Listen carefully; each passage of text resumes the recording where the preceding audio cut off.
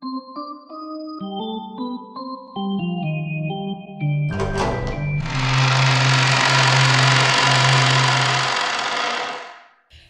everyone, and welcome back to the When We Cry podcast. This isn't the second time we're doing this intro. It has been 84 years, but we are finally back for Umineko Bookclub. Oh my god! To finally continue episode 6. This is incredible. Genshin could never. The best episode. I'm so freaking excited. So excited that I decided to hop on my shitty laptop at my mom's house to record this because I am not home. Oh my god. But I had to The dedication. join the episode. Anyway, I am Lurf, and with me we have... Hello, I'm Des, praying to all gods, deities, demons, and witches alike that my laptop doesn't crash anymore during this recording. I'm coping. Very good. Who's next? Kia ora, I'm Horsefry. I'm totally not responsible for there not being a Higurashi Bookclub in like 3 months. Do not worry. It's 4 a.m. I'm feeling great. You're fine. Your crimes will be forgotten. That's Forgotten. I'm inventing new words now. Forgiven and forgotten. Yeah, or if not to dick measure competition, but Horsefry over here has worked in 4 hours and he's out here recording a book club. Okay, but have you considered that I didn't fall asleep until like 6 a.m. and it's now 9? Sheesh. So...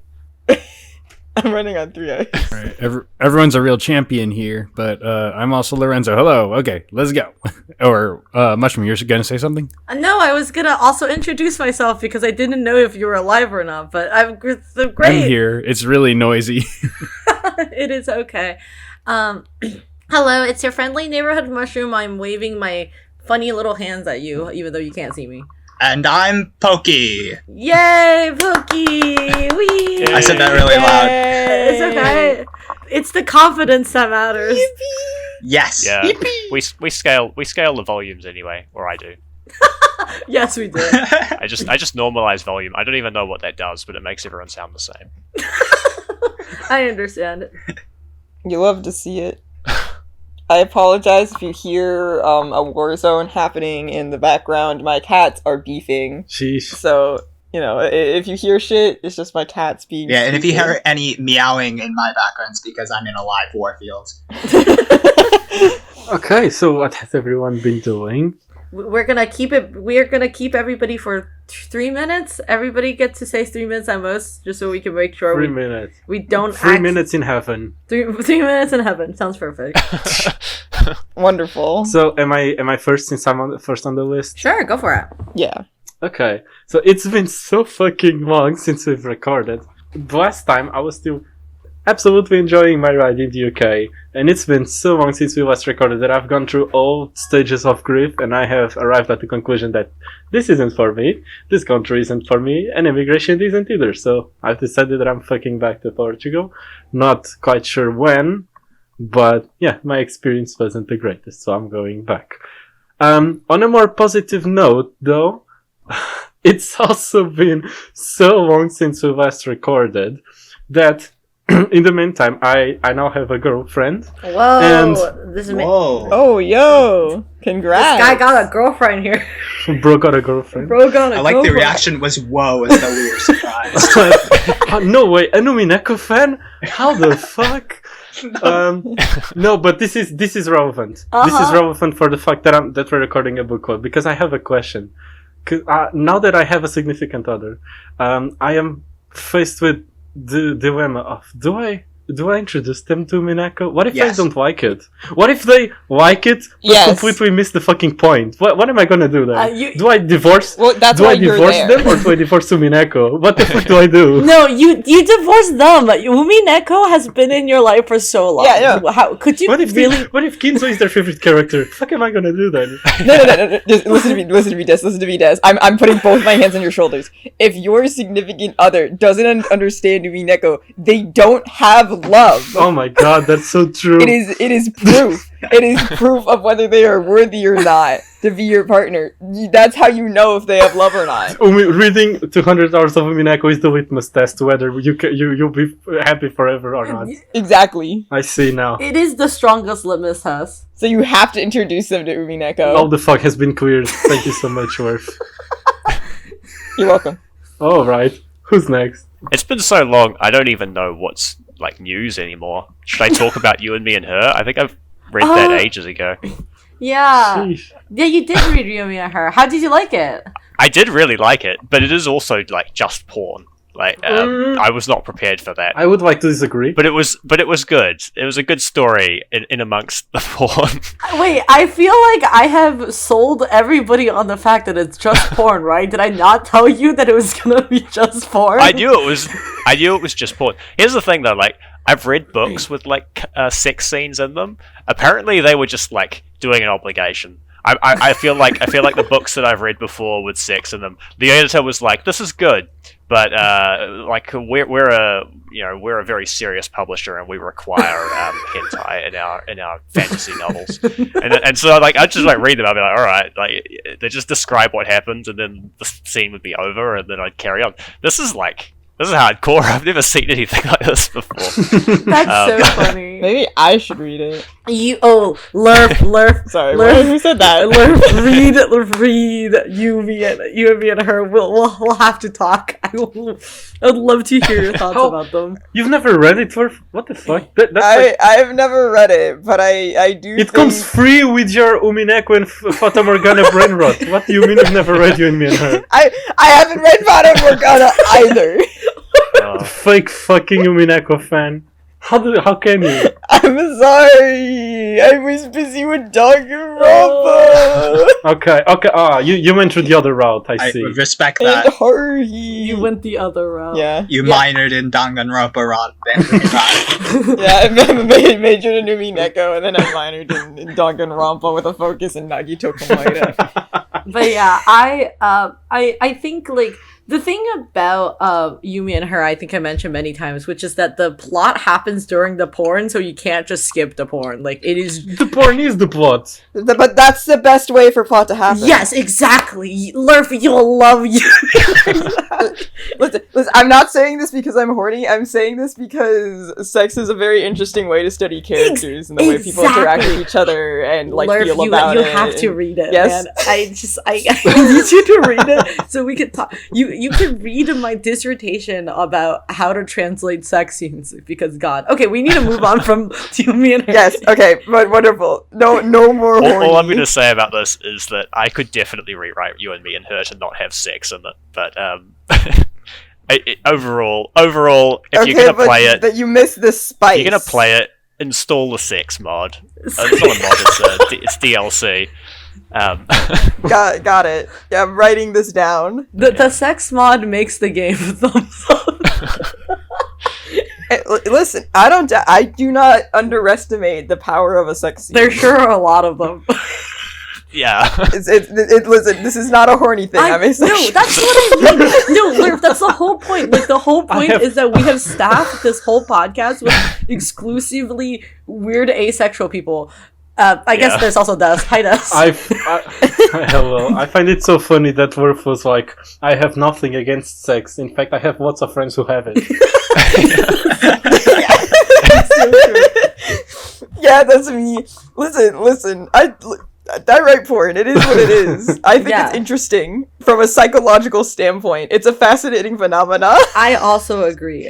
I've gone through my heterophobia arc, and I'm a better man for it. Yes. Guess I'll touch upon what I've been up to. I finished the hell of finals. I am free from school. Congrats. And I am going back to school on Monday, except I'm gonna go to school in Italy for a month. Yo. Oh, nice. Sheesh. Yeah, I'm going to Florence, study abroad. And you're gonna go see Dante's house. No way. I'm very excited to go to Italy and be like, holy shit, is that an Umineko reference every time we do something Divine Comedy related? because the teacher leading the trip is my teacher who taught me about the Divine Comedy. Like a very normal person. Maybe Italy is Beatrice and the plane is Virgilius who's leading you to it. True. The curtains are blue. Yeah, that the metaphor works. The metaphor works. That's exactly how I feel. Aside from that, I'm still in Danganronpa hell. I've also gotten back into Codename Kids Next Door, and I am writing a 8-hour-long video essay on it. 8 hours. I am not through with season 1 discussion, and it's already 30 pages long. So it's gonna get deep. Jesus. I cannot wait to finish it. I'm doing too much research. It's gonna be one hell of a retrospective. So if I ever get off my ass and actually make a video essay one day, how exciting! You guys will be witness to that. Let's go. I don't have any trouble believing that Codename Kids Next Door has a lot of discourse associated. I remember that show. There was a lot to unpack on that. Nah, this is lore. I'm getting deep into the lore and psychology of the characters. The lore's fucked up. It's like growing up sucks, but also The lore like is growing up deep. involves like joining an enemy side in a cosmic battle for like the good of the human soul. Don't get me started on Chad fucking Dixon. I won't shut up. But anyway, I have a lot of Kids Next Door opinions. Yeah, I won't get into them here. I kind of wanted to ask what you thought about the iCrust episode, but I mean, I think it's a very gross episode, but it's a really good episode if you can get past the gross. It's one of the best Hoagie episodes, and it's so Damn. upsetting because it's just oh, eye crust, but I just pretend that it's not there. that's all I think about Oh my god, I remember that episode. when you bring. Yeah, exactly right. It's like it's like a core memory episode that everyone knows about. I have to exist with the fact that the common cold exists as a villain, and I think when you get used to the common cold, it gets hard to phase you. I guess, yeah. And they also filled those brownies with mucus too. That was also awesome. Yeah. And they had those spanking machines too. Wow, it was a really charming show. I liked it a lot. Yeah, there's a lot. Don't forget about Count Spankulot, who breaks into people's homes and spanks their kids because they're acting bad. But he's also a really goofy character, and he gets fucking arrested, and then he's in jail for half the series. And he's just all sobbing but empathetic about it. That's pretty funny because I think somebody who does that should be in jail or worse. Yeah. It sucks because he's not a bad guy. He's really sobbing when empathetic. He eventually befriends the kids next door and they blackmail him, and that's the reason he goes to jail. Oh, really? Not for breaking and entering and No, because he felt bad because he accidentally spanked the wrong kid one time, a kid who didn't deserve it, and he was Okay. oh no, I have to repent, and he joins the kids next door, and they're wow, we kind of hate his ass, and he's really annoying, so they have to frame him to spank the judge that punished him for spanking the wrong kid. He gets sent to jail for life or some shit, and then the judge's wife was really into him, and it was awkward. But I do have to What? say, we have to come back from the Kids Next Door's secret book club. I do feel like we do need to move on. yes. My laptop battery life agrees. okay, for sure. Well, there's a lot of stuff going on in my life. I am trying to plan a trip to go to Japan. That's kind of exciting. Yo. That's but exciting. in return, Shit. I can't go to Anime Expo where Ryukishi's gonna be there. Shut the fuck up! Go to you. No. Go to you. Stop going to Japan. Go to you. Okay, I thought about this, guys. This is very important. I thought about this. I was should I get a ticket for Anime Expo right now so I can go sleep on the floor of my friend's house so I could go and look at Ryukishi in the face and go punch him? Not only Ryukishi's gonna be, Don't do that. Ohana's gonna, fucking, Beatrice's voice actress is gonna be there. What? Stop going to. Seriously? Yes. Oh, fuck. Stop going to Japan. Cancel that trip. Go to fucking Anime Japan's Expo. coming to you. Japan. I know. Okay. Wait, shit. Japan will be there. Japan will be Yeah. there for you. But do you know who's not gonna be there? Ryukishi. Go to Ryukishi. Go see him. Go to Ryukishi, my favorite country. I have a feeling he will also be in Japan when I'm in Japan. No. because he lives there. No. Go Are you to going to his house? What the fuck is that implication? Lorenzo. I need you to go to see. If I don't go to Ryukishi, which I might, I haven't decided yet. It's coming up. You have 2 weeks. What do you mean you haven't decided? Mushroom, please, for all of us non-Americans, do it for us. No, Lorenzo lives in fucking LA. I have to fucking buy a 300. I don't live in LA, bro. I'm pretty far from it, actually. I live like 30 minutes from LA, so. Oh my god. Okay, well, you have to. I'm gonna be fucking working. It's like right through the days Well, I have No, work. you are not going to be working. No, you are not. You are going to call out sick. I need to figure out the best day to go to see Ryukishi. If that can be found out, I can call out of work for one day. Yes, you have to go see Ryukishi, and then you have to print out like a picture of like somebody has to do this.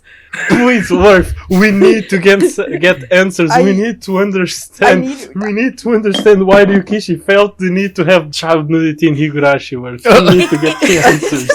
What was the deeper meaning? Explain, ask Ryukishi, why did he write EP9 for some inexplicable... Yeah. Why did he write confession? What the fuck was up with that? I need Saika to record my fucking voicemail message. That's what I need. Also, where is the Ciconia 2? You can't lie to True. I can confront him about Ciconia. You know what? That's Ask him convinced about me. Ciconia. I will figure out the best day to go to see Ryukishi, and I will figure it out, and I will hunt him down. If you can, I hope you go to a meet and greet and then you get him to hold a picture of this book, of this podcast picture. Like you have to do a printout of this podcast logo and make him hold it. Thanks. Yes. And then we'll Yes. put that on we'll put that as our banner. Oh my god, I would die a happy man tomorrow if that happened. Lorenzo, we're just making your life choices for you. You're I not know, going to Japan. shit. You're going to Ryukishi. I mean, I would if it could get more vacation, but dang, I can't. Here's a counterpoint though. Yeah. Here's a counterpoint though. If Ryukishi's in LA, then he's not home, so you could just go through his stuff. You can find Ciconia too. You could find Ciconia Phase 2. Bring it back you're for right. us. Little Ocean's 11 in this man's house. You can also Yeah. go see his Do crime. one of my favorite things in the end of in all of the Higurashi is when he takes a picture of his own room and it's the dang girl you live like this. where it's like all the paper and like all of the stuff just piled up. Oh, right. It's so funny. No, that's crazy. That's a real photo, huh? That's Yeah, that's like I was watching my brother's cats like the other week. Brother War! Yeah, brother lore. The Okay, brother so lore. he doesn't live with us, right? He lives with his college roommate, and they have a couple cats that I watch from time to time. Every time they leave, it's disgusting. There's half-filled like milky coffee drinks everywhere. There's like other open beverages everywhere. They're gone for like a week, mind you. And then like this last time I went to go like watch their place, there were 4 full garbage bags fully on the floor. It was so like disgusting, right? And then I'm like telling my coworkers this, like, what the fuck? And then I show one of them and she's like, you probably don't want to come to my house. And I'm like, bitch, do you eat in your bed? Like, this is disgusting. Shoes in the bed ass. Oh Anyways, my god. that's my rant. I was gonna say, like, that makes your brother's house sound like a crime scene. Like, they're just like, oh, they got murdered. Like, I don't A little know, bit. man. It's kind of nasty in there. It smells like kitty litter. I also like mentioned eating in the bed, and nobody else had a visceral reaction to that. So I'm assuming you guys also eat in your bed, and I'm No. logging off. Goodbye. I don't. I do not. It's too difficult to eat in my bed. I have a loft bed, so I have to like climb up the ladder with my food if I want to do that. It's not worth it. Okay, good. I'm not eating a meal in my bed. I could eat like chips, but like, Oh, okay. Well, I'll have you know I'm not sleeping in your bed anytime soon. So thanks for sharing. Why would you? I'm not inviting you. Okay, it's my I bed. wasn't gonna try to anyways. You eat chips in there. My God. Fine. You know what, guys? I'm glad we all beat the eating in bed allegation. Yeah. Disgusting.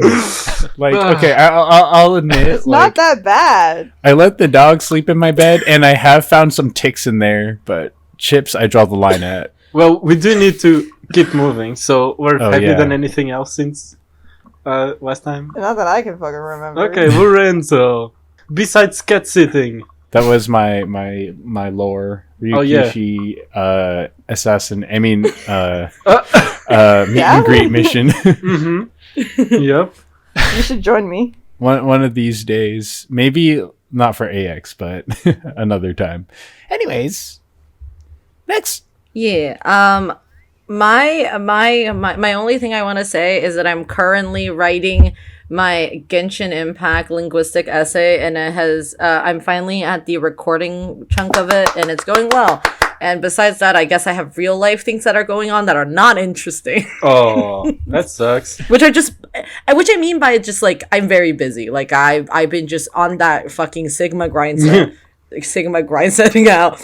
But every day, all I want to do is I wake up and I think, it's time to write essay, and also, Minecraft. That's the only two thoughts that's in my brain. Subscribe to Mushroom before she becomes the most popular Genshin essayist ever. Yeah, I want to say... You were there first. Yeah, I also want to say this right now, but I probably wouldn't want to mention this on my actual essay channel, but like, Genshin Impact essay scene, absolute certified garbage. All of you people don't know anything about the game. I want to, like, I'm so sorry, like, the whole point, like, Des and I talked about this, like, both Des and I are so opinionated. The only difference between me and Des is that I didn't decide to pick fights with every single stupid person on Twitter and then get... You know, in your Go era. Remember when you Go era when you... What does that have to do with Genshin? No, my point is that if I decided to pick fights on the internet with random strangers that I disagree with, like, I would be banned off of every single platform. Anyway, the point of the story is everybody is bad. Like, I don't want to name names, but like, I have watched like 20 fucking Genshin Impact video essays to just find out what my competitions are. And even if my essays are not going to do well, like, which I don't really care. Like, I honestly wrote this for myself, but like, gods, you people, like, you guys don't have any integrity as video essayists. Just saying, there's only 3 people that I like, and I'm not gonna say it, but everybody else, like, the people who have more than 500k views, like, God, your opinions are garbage. Please tell me Ashika is on the good list. Oh, I like Ashika. Ah, good. This is how I feel about Nagito Komaeda. Yeah, Mushroom. Okay, so TLDR, Mushroom is basically like nobody understands this specific character. Only me. I don't even think I understand it. I just want to prove everybody wrong. Okay, well, Mushroom is on her Furude arc, I guess. I'm on my Furude arc. You and me both, Mushroom. We're shaking hands. No, we're shaking hands. Fuck those people, man. You're shaking her silly little hands. Yeah. Yeah. Okay, that's a... What about you, Pokey? What have you been doing? Well, I finished my second to last semester of college. Woohoo! Nice. Second to last semester. Congratulations. Yeah. Thank you. I'm not quite there yet, but the end of the semester came with a presentation where everybody in the game design major, we all had our games and we presented them, and there were judges, and my game got best mechanics, so my team got $80. Nice. So, We love money. yes. What's your game? What's the mechanics? Oh yeah, it's It's a visual novel. I need to officially start merging my online persona with my real life identity. But yeah, the game is Forgetism, and it's a puzzle game that's available on itch if you want to try the current version. And it's a puzzle game where you're a little gumball machine, and so your gumballs represent your memories, so you have to drop them on the buttons, but every time you drop them, you have to choose to get rid of your ability to move one of the 4 directions. Oh, no way. That's sounds pretty legit. That sounds so interesting, and I keep It forgetting is. to try it. I know you posted the link on the server. Yeah, I keep fucking forgetting. Would you like me to leave that on the description of this video if people want to try it? Yeah, sure. It's also like, Alright. yeah. It's not in its final build, but over this summer I'm going to keep working on it and try to bring it out of the classroom and like make it an actual game that people can buy. I really like the concept of like a Metrovania, but it's like a reverse Metrovania where you lose abilities on the way. That's the other game I made. Yeah, exactly. Yeah, I made that for a game jam. I'm glad you're having fun, Poke. I am. Oh, this sounds so nice. It makes up for the fact that all of my friends graduated, so I'm gonna be without them. Yeah. Sad. Oh, I forgot something that I did. I sprained my fucking ankle. Ah, Yo, congratulations!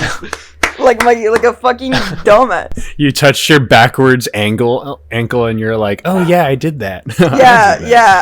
I sprained my ankle coming down from my stupid loft bed. I missed the last step. I sprained it so fucking bad, and then I ended up going to the Homestuck parties at the Requiem, and at the last fucking party, I let the cha-cha slide as Trickster Jane, and I re-sprained my ankle on the first one hop this time. And I powered through it, and then I limped back to my car after winning Caliborn standee real life, who now lives in my apartment. Lurf, I want you to know that like those those sentences that can explode a Victorian child, or like sentences that I can smell burnt toast from. Like whatever you just said was that. Like it's like I have no I heard your words. I know what each word means individually, but I have no fucking idea what this combination just meant.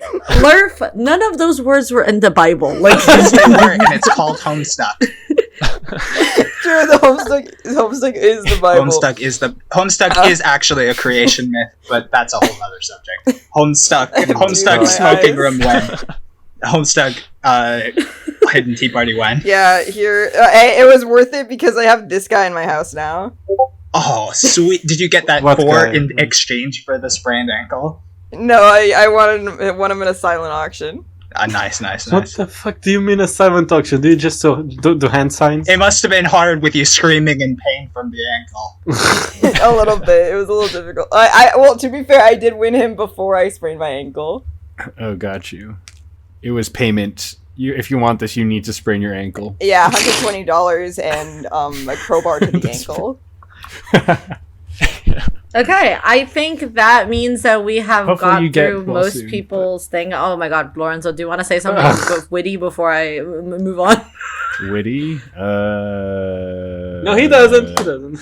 I mean, I'm glad you did.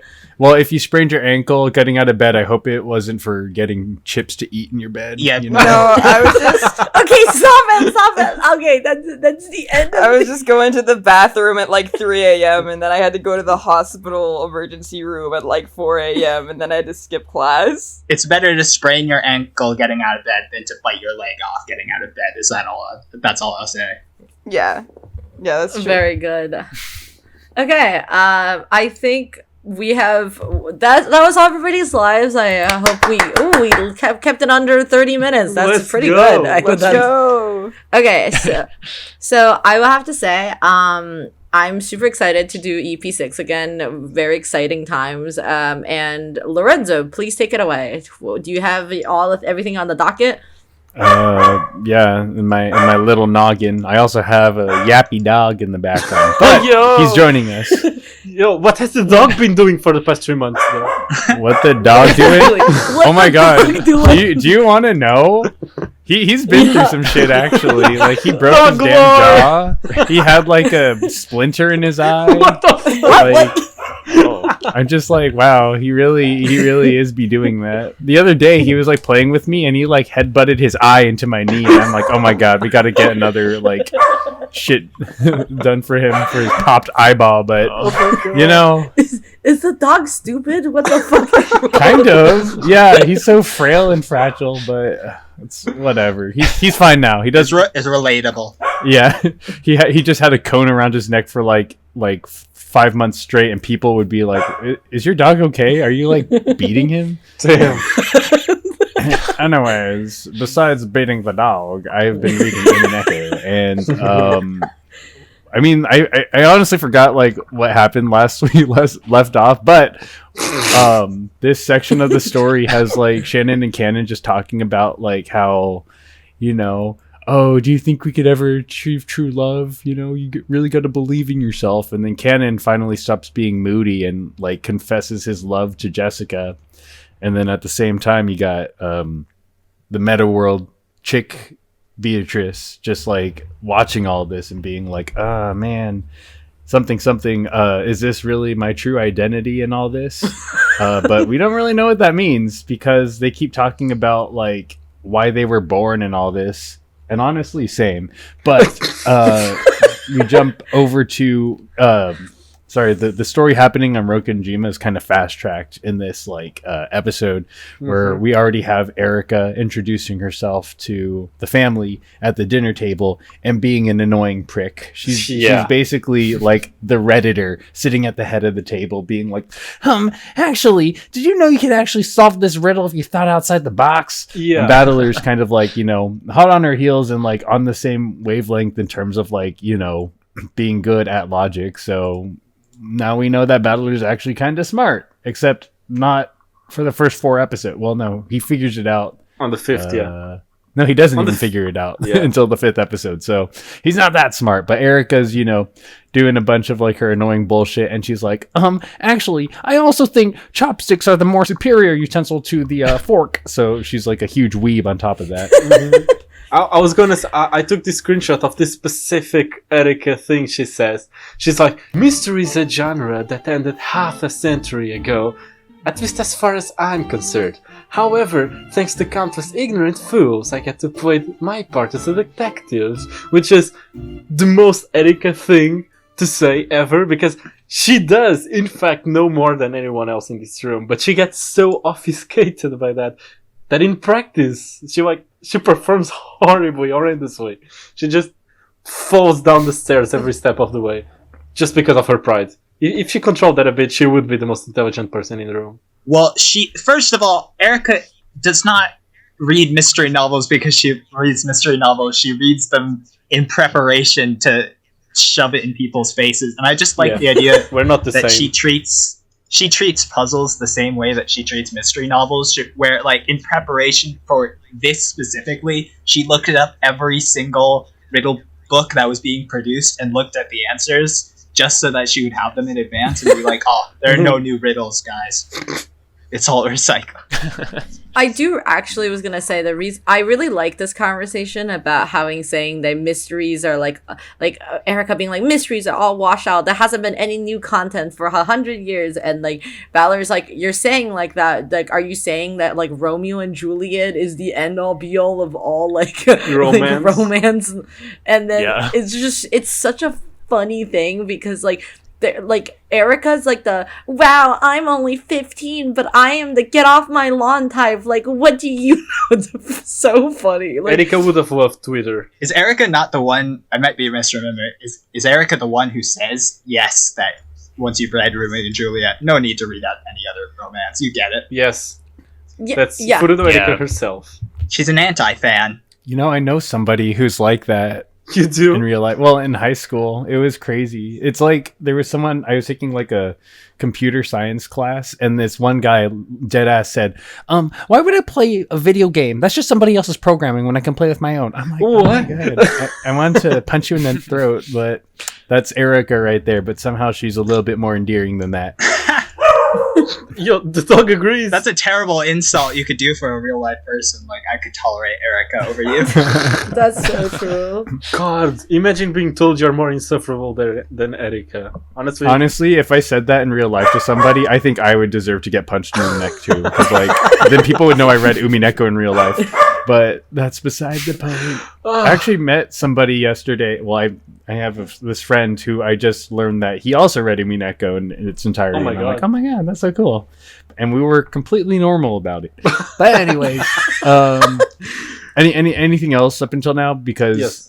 We were just talking about Erica being annoying at the dinner table. And then there's like just a little bit more summary to go before you can like start discussing stuff. I do have some quick things before this. So first of all, I just wanted to say that I don't know if it's because we haven't recorded in so long and it's been 3 months since I've touched Umineko, but it's so special coming back to Umineko after not touching it for so long, and it just feels comforting. And then this chapter specifically starts with a little recap of like the pre-game setup of all the game boards and all the side of life shenanigans before the storm and all of it. It just feels so cozy.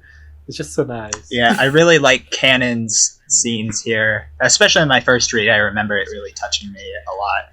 And Canon and Jessica. And it felt very special.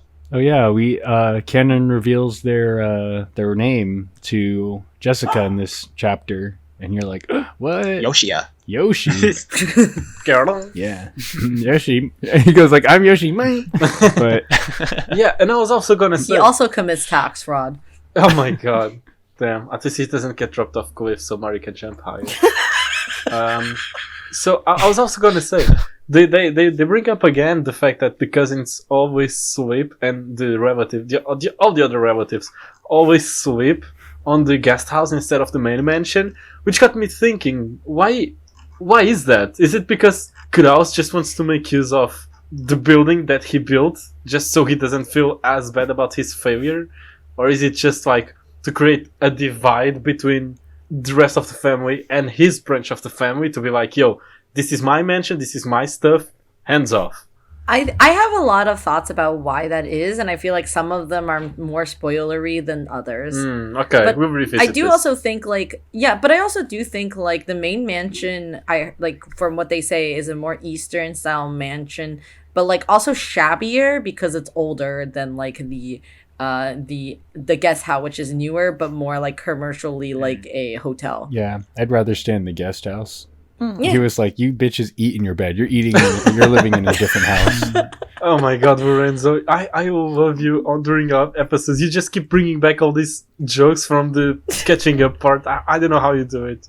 Oh. You're such a great host, honestly. Thanks, I guess. I think I just have something wrong with my head, but it should be like that. On the topic of other things that have already been covered during the summary, look at these 2 screenshots I took.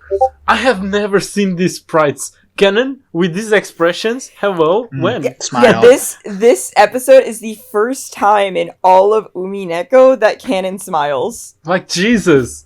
Oh. This is what keeping love does to a motherfucker.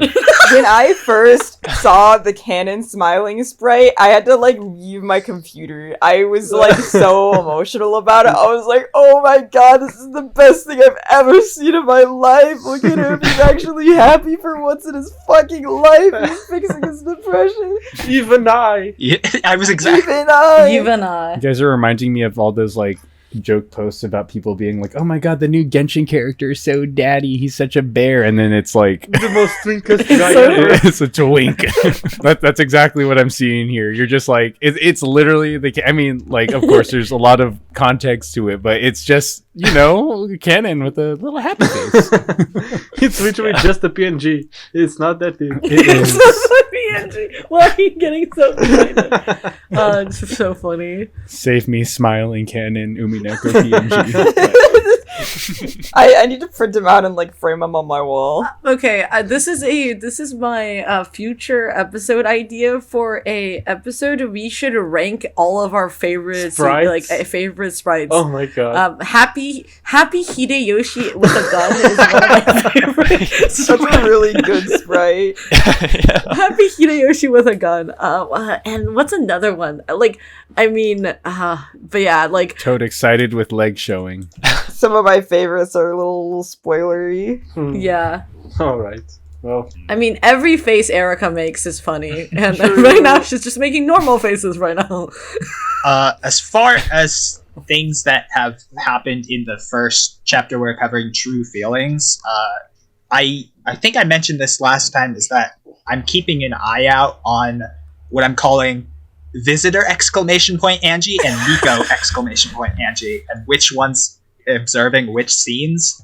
And so far it seems consistent that the Miko Angie, who's the one who's with Featherine, as opposed to being with Amakusa and Hachijo Toya, the Miko is the one who's observing all this stuff with Chick Beatrice that is happening. And that's when, at some point, Featherine invites Beatrice into her library to learn about the Golden Witch.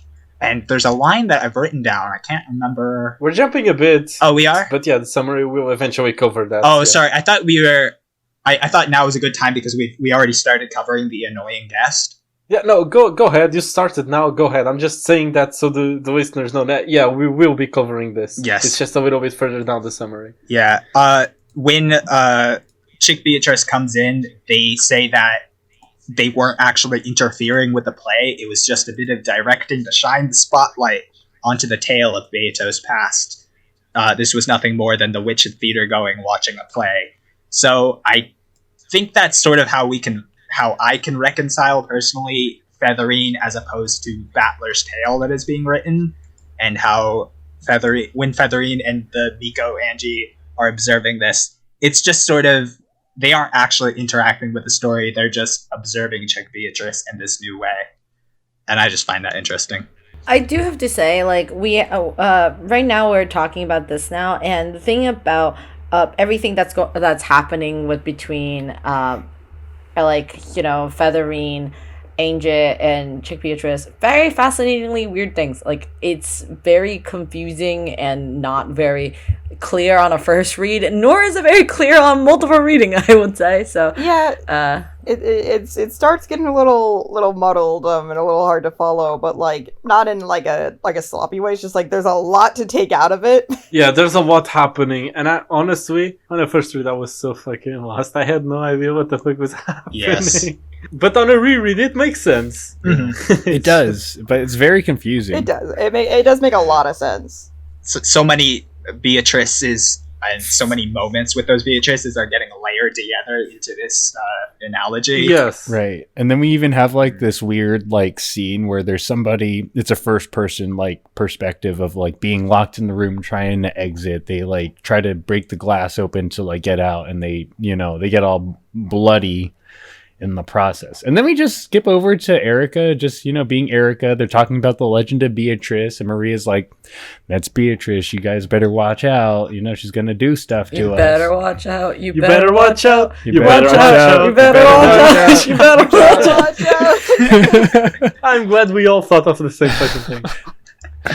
That's what I'm saying. Yes. And then after everybody all the kids have their whole this episode's recap of like what Beatrice is, the chick Beatrice and the Rokenjima Beatrice, as we might call her, I guess, because she's like wearing regular clothes. Elder Beato. For some The reason. fandom calls her Elder Beato. Or you could call her Programmer Socks Beato. That's exactly what I was going to say. Because she wears Oh program. my god. I'm gonna be honest, guys. I do not understand where the Programmer Socks jokes come from, and at this point, I'm too scared to ask. Yeah, well, hold on, let me look it up. It's a screenshot. Yeah, go to Amazon. Okay. Look up how to program, and then if you look at also bought with, there's like all these really like cute girly socks that are also purchased with them because as we all know, when you're a programmer, you just transition into a girl. Honestly, like it's pretty true. Like if you come where I live, there's a lot of like trans girls who are programmers. This is the Chihiro Fujisaki origin story. Honestly, like, whoever like came up with that, like Kodaka, whoever the fuck, they were cooking. They were like, yeah, I think let's make her a programmer and also trans. And it's like, If only they made her real trans and not fake trans. Yeah, I was gonna. Okay, just as a disclaimer, to new listeners, which way everyone needs fucking pod besides me is queer, so don't worry. True. I am in the game design major, and 80% of us are queer, and then like 2% of us are homophobic. What the Oh my god. Yeah, wait, Pokey, I want you to know that I also, I went to a also technology university, and we had 65% male population for the school, but literally the 35% people I knew who were female presenting were either queer in some capacity, trans, non-binary, and every single CS major I met was either you're just a weird homophobe who is an who reads the most unhinged things on the internet and is a debate lord. Umineko. No, the bad kind, and or you're trans. It's just very funny to me. The stereotype is real. If you meet a game design or computer science major, it's safe to assume they're queer. Yeah. Also, the most funniest thing is that my school actually has we have furry conventions in our school. That's a real thing. Not official, but I've seen people on campus wear a whole fursuit, and I think, wow, you truly have a lot of money to I buy believe that, it, man. yeah. My fucking school doesn't let us have the graduating ceremony on school grounds, and your school lets you have furry conventions on their school grounds. What the fuck is wrong with Portugal? Yeah. What's no, wrong with damn. Portugal? Bottom text. Well, What's the deal with Portugal? a lot of things actually. But anyway, Umineko. Anyways, yeah, Umineko, like Beatrice is like also kind of looking at the portrait of, I guess, herself on Rokonjima and is like, is this who I really am? What the fuck? What is going on with this? Can you tell me, Elder Beatrice? And Elder Beatrice is like, you'll find out. And little does she know, and that's it. I love the tongue click, like, girl. Yeah. That's funny. I think, is that where we ended? No, oh no, that's not where we ended actually for this section because? All the kids are back in the guest house and they're arguing about, well, I guess before that we have like Angie and Featherine like talking about magic. Their and Mystery Science Theater, the whole thing, they're just munching on popcorn. I mean, Featherine is munching on popcorn. Yeah, and they're talking about like anti-magic. They're like, oh, this story, it's riddled with anti-magic toxin. You got to watch out. And Angie's like, oh, okay, I think this is important. I'll like pay attention to what you mean by anti-magic. And then there's like this full-out battle where Erica beats Maria's ass. The best like, fucking battle ever. Like Ryukishi was cooking so hard. Through hands of the 9-year-old. It's pretty damn funny. Oh my god. Maria's like, Santa Claus is real, and Erica's like, actually, did you know that Santa cannot travel around the world in 12 hours or whatever the fuck? Just like shit like that. Female Ben Shapiro beats 9-year-old to death, not AI colorized.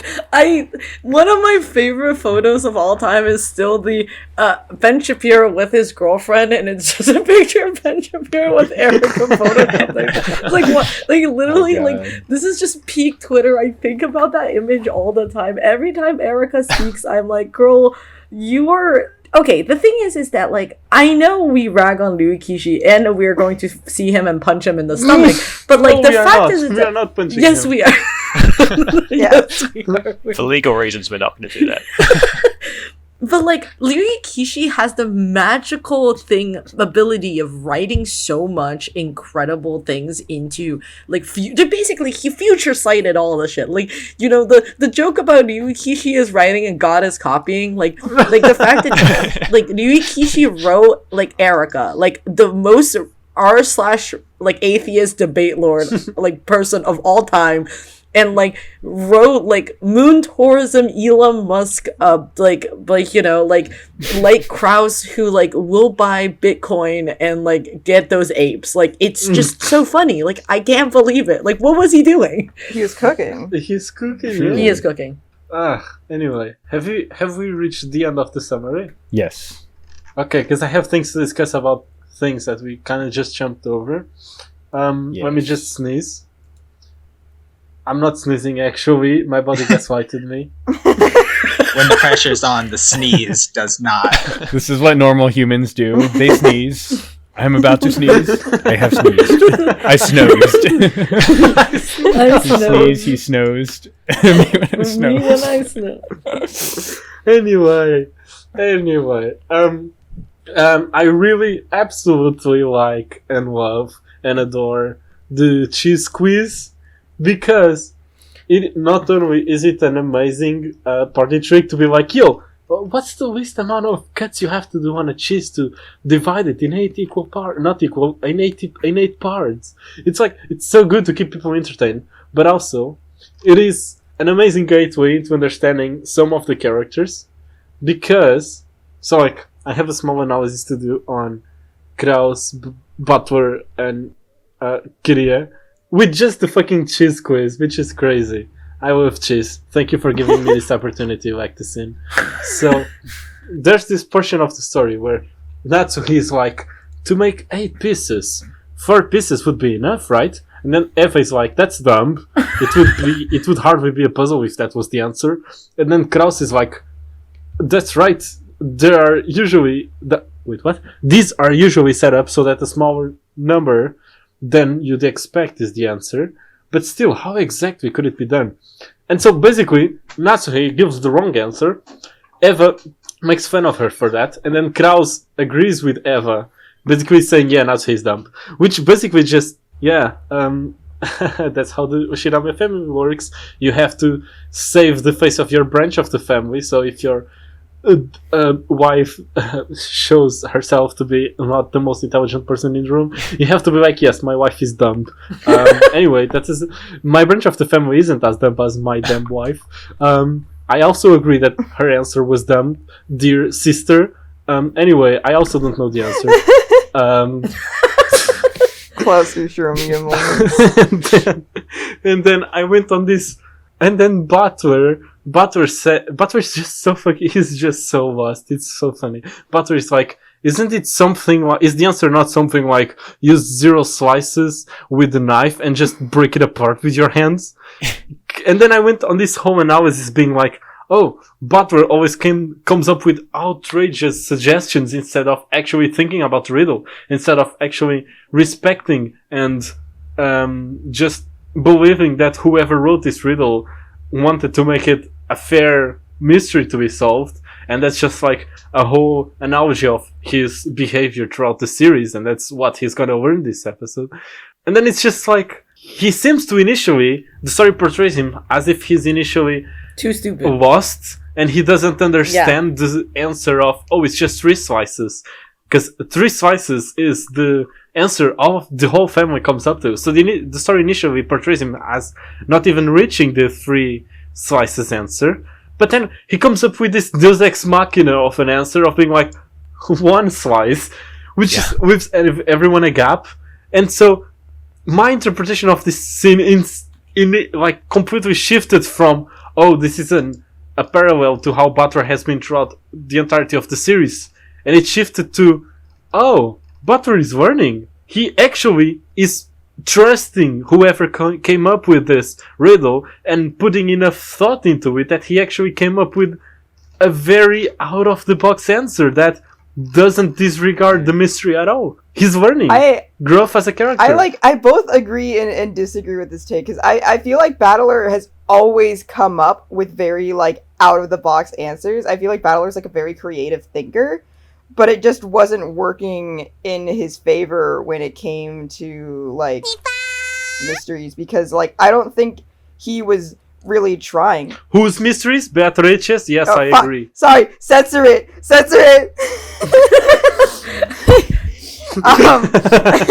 I've been talking too much spoiler talk with people. I came out of my mouth naturally.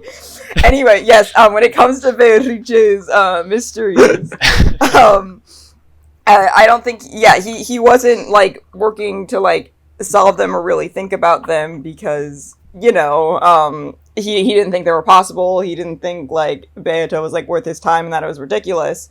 But, like, Battler is really surprisingly good at solving puzzles and mysteries, because he has this, like, creative side of him where he just, like, thinks of, like, the most out there solutions and, like, figures out a way it could work. Because, like, Battler's like, yeah, I came up with the 3 slices answer right away. I thought it was too easy, so I was trying, like, really hard to think of, like, a more satisfying answer that would also work.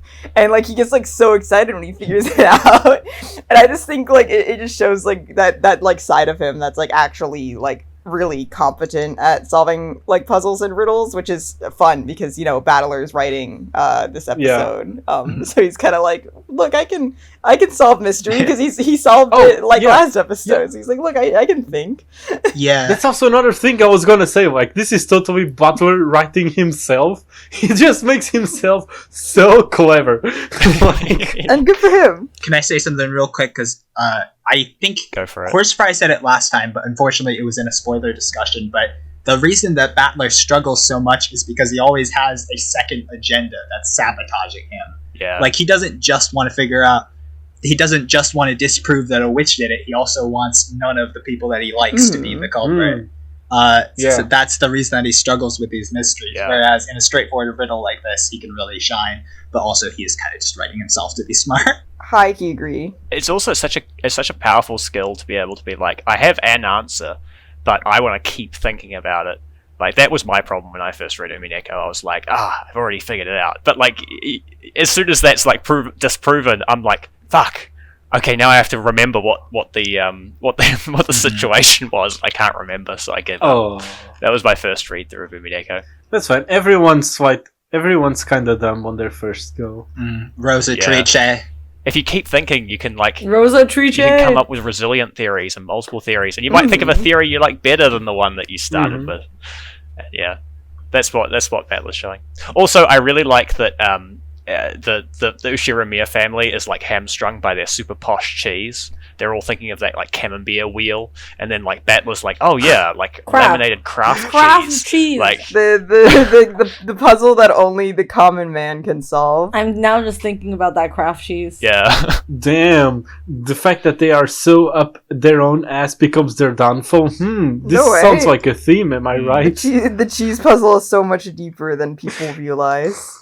Just like all of Umineko. Dude, you have no idea. Cheese is so integral to your understanding of Umineko. No, it really is, you guys. You better study up your cheeses. Yeah, it all hinges on who cut the cheese. I do have to say the cutting the cheese I forgot who says this, but like the whole cutting the cheese meme about like I could cut cheese without a knife and then farts and then just be very funny to me. Yo, who would fart as an answer? Rudolph would. Yes, Rudolph would Rudolph. definitely be like, I know how to cut cheese without a knife at all. But what I was actually going to say about cutting cheese is actually from my thoughts about this whole chunk is that I really like this discussion because in Umineko they talk a lot about like cutting cake because cake is supposed to be the inheritance. They talk a lot about like how do we put a knife through a cake? Like, you know, how are we going to cut this cake and how are we going to make this like inheritance thing work? And in this situation they're talking about cutting this cheese and how like people will be happy if you cut a cheese like that, but if you cut a cake like that, like then people won't be happy anymore because the idea of how does it like how do you split it to mean fair, like because like theoretically like speaking, like you can really like, you know, if you're cutting a cake like that, some people would get the frosting, some people would get more things on top, and like that's kind of just like the whole discussion about like inheritance in the first place. Like you know, the inherent imbalancedness of a cake is like, oh, like Krause is supposed to be the head of the family, blah blah blah, like all the shit like they like to talk about, which I think is very fascinating because it really it's a very interesting tiny foreshadow for me of like future scenes that are gonna happen, and I think it's Hell cool. yeah. That's my personal take. Great. I hope you remember this when we reach those future scenes. Please make a note. Yes, when we reach the future scenes, yeah, exactly. Yeah. Which will be happening in 6 months or more. Who knows? Yeah. 6 months. 6 months, generous the reading. Yeah. I would be lucky if we record one more in 6 months. Please, Horsefry, have a little more faith.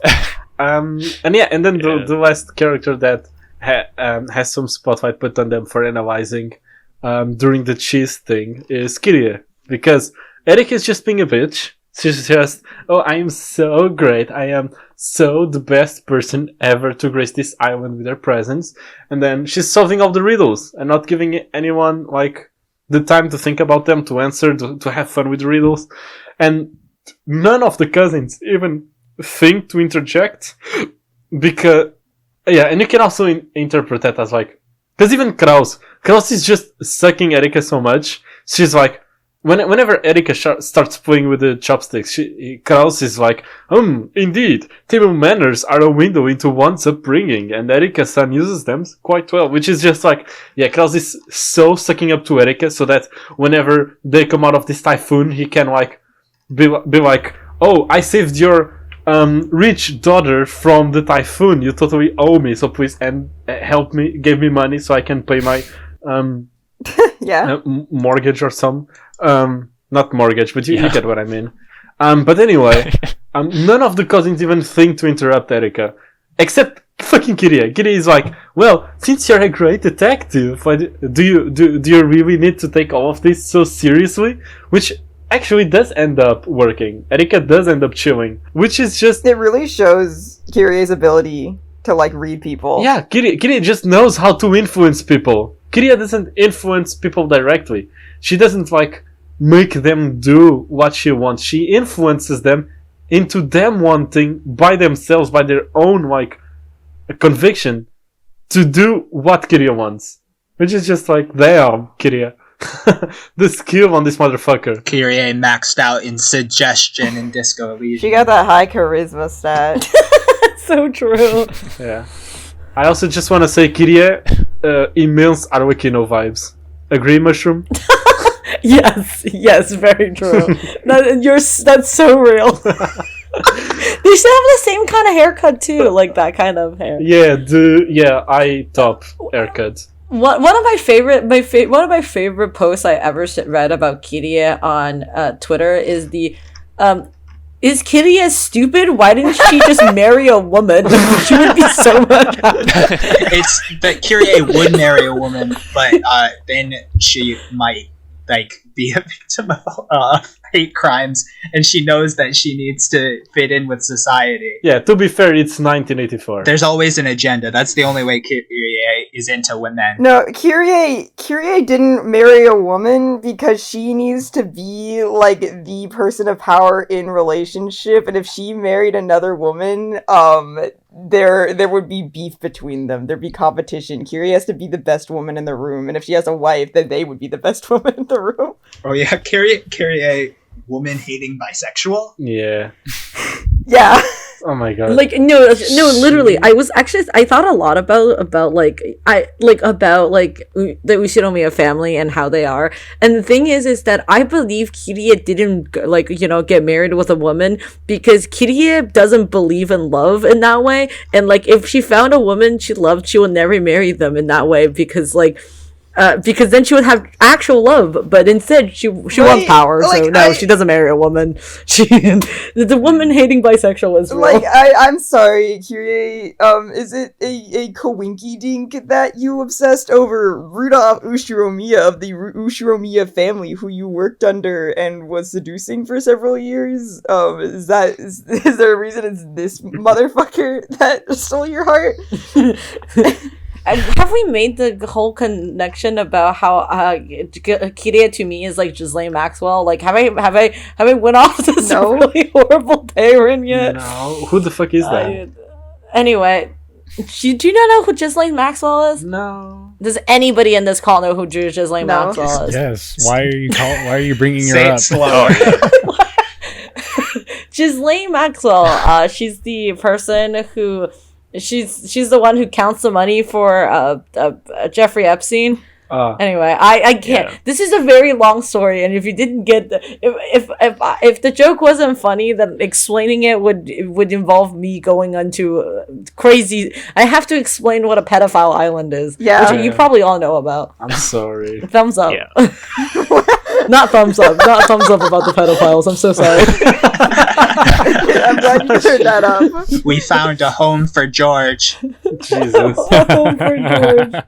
Anyway, regarding Kiria, I also just have one last thing to say, because she has this one very funny line where she says, we were thinking in 3 dimensions, but it looks like Patwar-kun and Erika-chan were thinking in 1 dimension higher. It's just like, girl, you have no idea.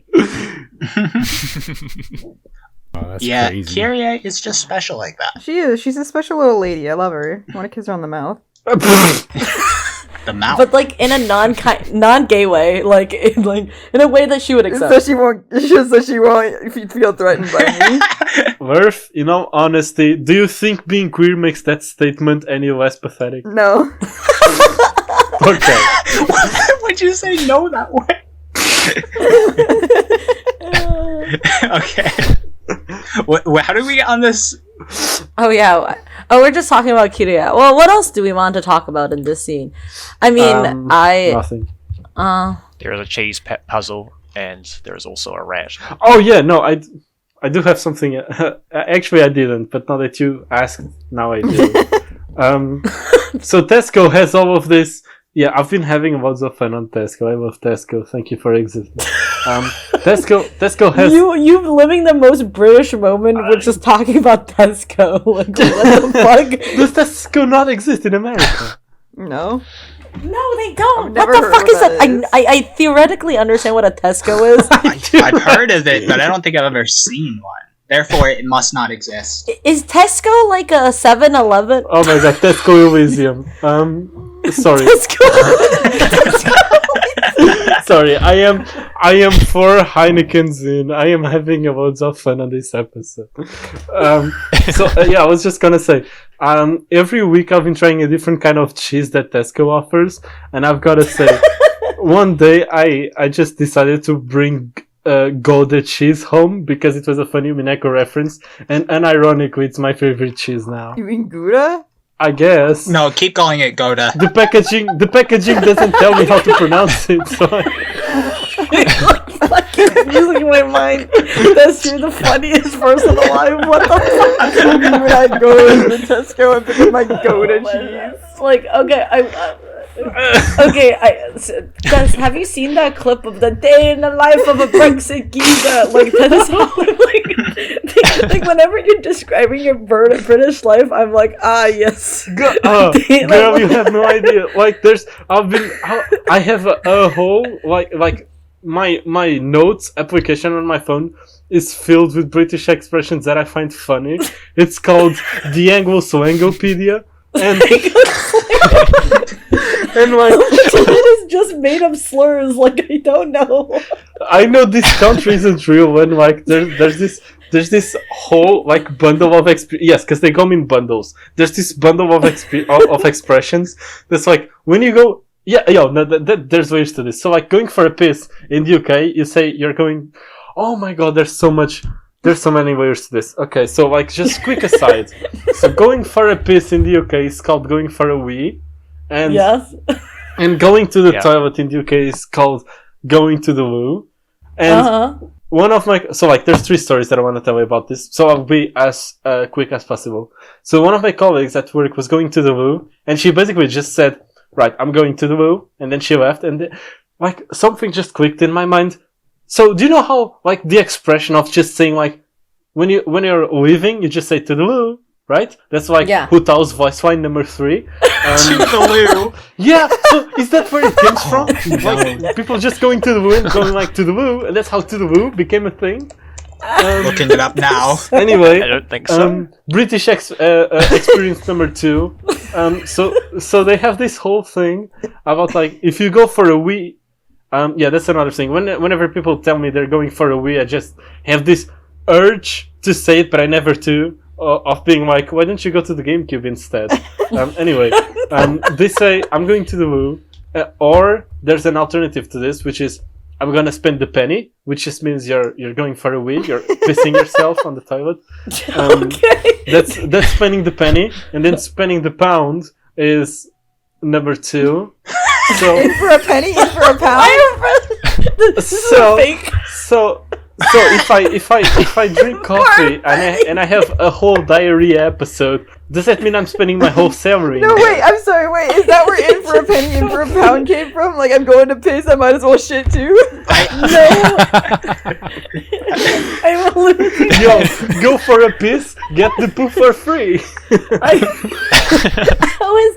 Okay, but first people aren't real. Like, I don't. No, it makes sense actually, because if you go for a wee on a public restaurant, you gotta pay to get into the toilet, so you're spending the penny. By the way, I have looked up the etymology of toodaloo. You might be onto something because it says unknown, possibly from French "atu a lehur" or "see you later," or from "toot." So it has nothing to do with what I was saying. Thank you for gaslighting me anyway. It says unknown, so I think that this is the best theory we might have. This is a really good theory. You might be right. Honestly, I should just quit radiology and turn into a linguistic, honestly. Oh, it's like that one thing where like I hate when people assume shit. When they assume shit without the facts. This is so funny. God. You just spell toodaloo as to the loo from now on. Yeah. Just like they always say, assume makes it, an ass out of you and me, but not really. Actually, it's always assume because you're always right. Like, who cares? What? Assume. The word how you spell assume is as ass, you and me. Have you not heard the expression? What fucking trip are you taking me on, That, Mushroom? like, to assume is to make an ass out of you and me? This is Okay. giving the same vibes as when Rudolph was explaining like the sucker my barrels thing from Tanatsuki. Okay, but did you know that that's a quote from Oscar Wilde? No. Oscar Wilde is the person who came up with the phrase "when you assume you make an ass out of you and me." Wow. Oh, Makes sense. damn. Etymology, am I right? I don't know if that's etymology, if that's just like quoting a famous Entomology. Entomology. Okay, I do have to see. The Brexit geezers are very scary. Yo, did you see that the Prince of the UK has just been coined the most sexy man in the UK? Like, excuse me, what? Who's voting this? Is it people Um, in the UK? Because if people outside the UK get a say in this, they're only going to know so many people. Motherfucker, the main actor for Oppenheimer has been coined the 50th most sexy man of the UK, and he's not even British. Like, they are importing men into their lists. This is the colonialization of men. The British people just don't have enough attractive men. They have to like import some.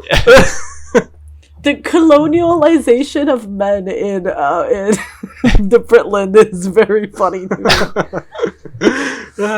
Anyway, Umineko, am I right? Yes, Umineko. What were we talking about? Lorenzo, you finished your summary, yes? I have. And with that, I actually do need to peel out. But it was very amazing listening to you guys. You are all so funny. You need No way. careers in comedy. Oh my god. Thank you. Thank you. Thank you. Thank you. No, you. Thank you, Lorenzo. Say less. Okay, well, I will stop my recording right now. And then I will upload it later. But I must peel out. All right. Alright. Farewell. Thanks Very a lot good. for your presence, Lorenzo. Bye. See you, Lorenzo. Hope you had fun. Of course. Until next time. See you guys later. Until the seagulls cry. Until the seagulls secret. cry. Lorenzo will crawl into your bed and Please do not. berate you for And eat not. chips. I eat chips a- specifically to get Lorenzo away. It's like a chip a day on the bed keeps the Lorenzo away. It's like a minefield. Lorenzo is a cheap crumbs whistleblower. If people were eating chips on their Boeing flight, Lorenzo would be dead right now.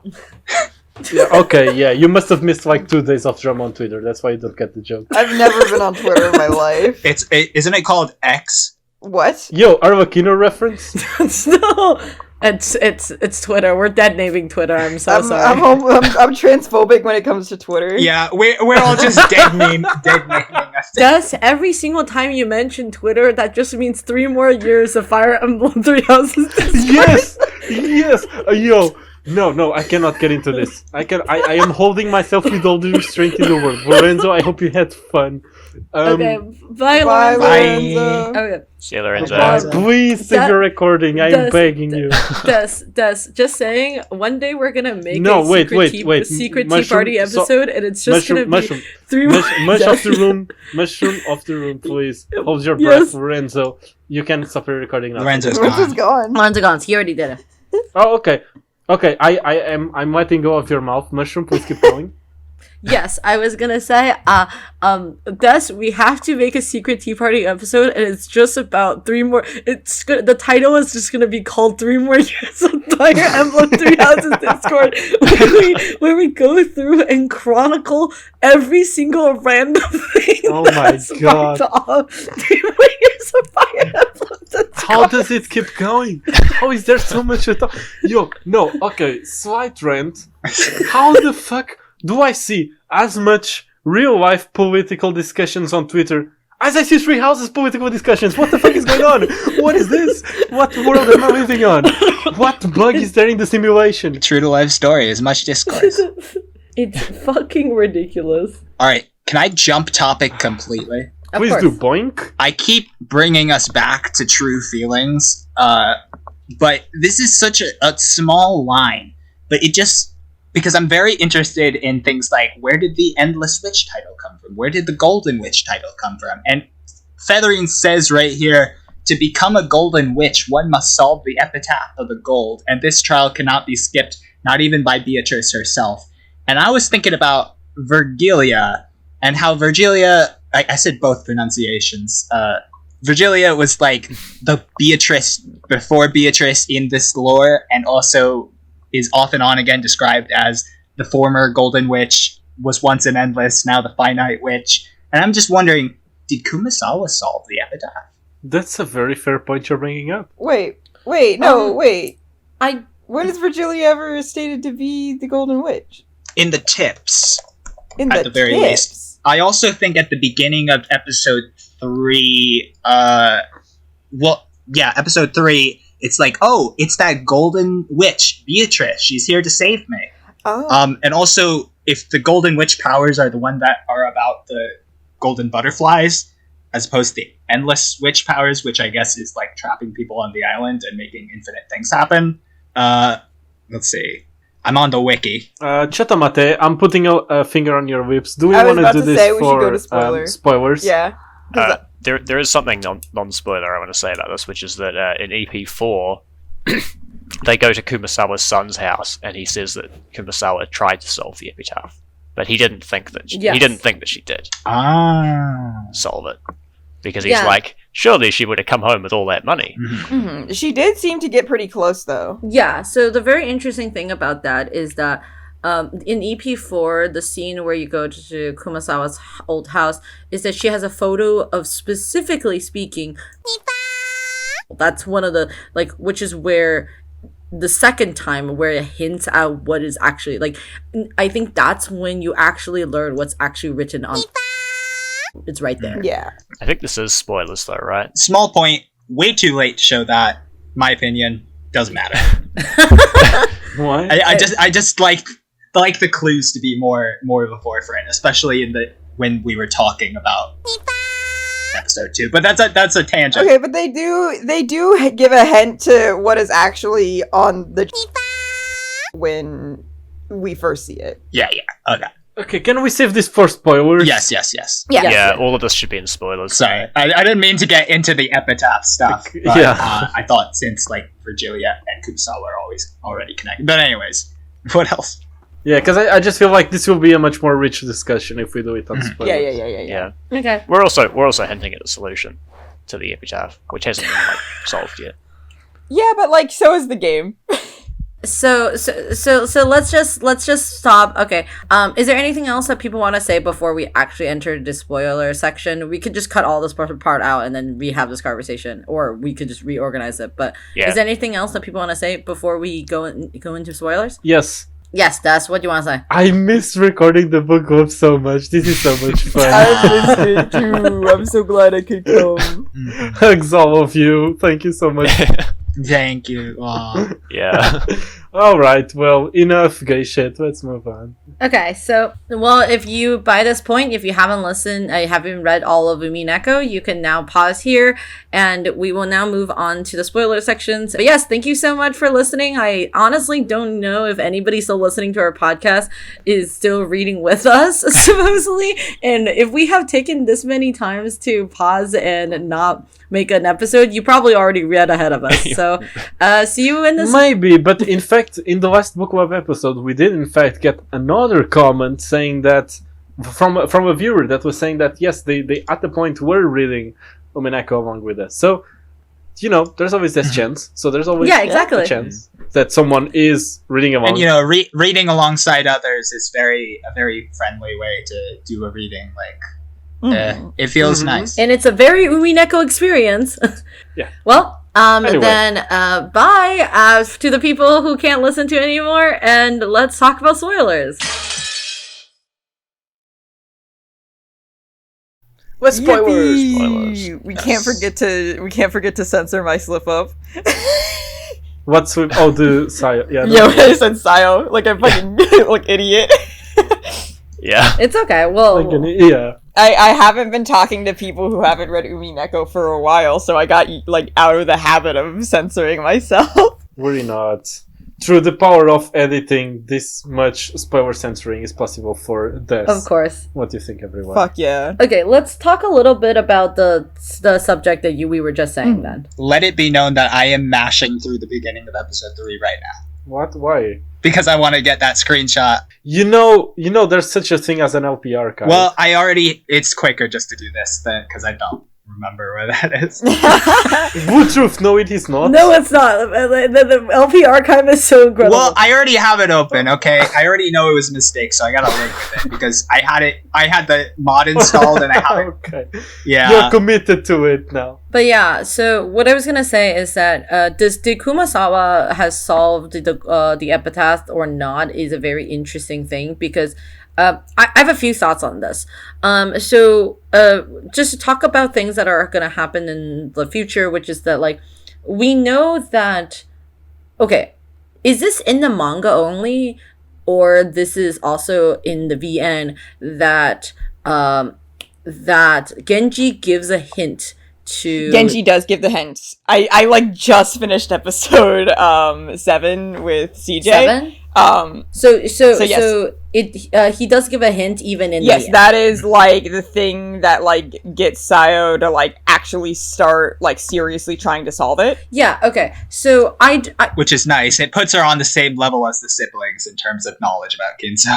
Very, very peak Genji moment. yes. So this is very interesting because the fact is that Genji knows the answer, of course, and has probably solved it. I think Kumasawa. The thing about Kumasawa is I think Kumasawa probably have solved it if she has kept the the epitaph not the epitaph but like the door, like the chapel, like million like door picture, because I feel like that is a very specific thing. If you didn't know what that is, like she must have like at least tried to help guide Sayo in the journey of trying to solve the epitaph, that I feel like that probably would have happened. And it's not like they like all of these people know, like as in like Genji,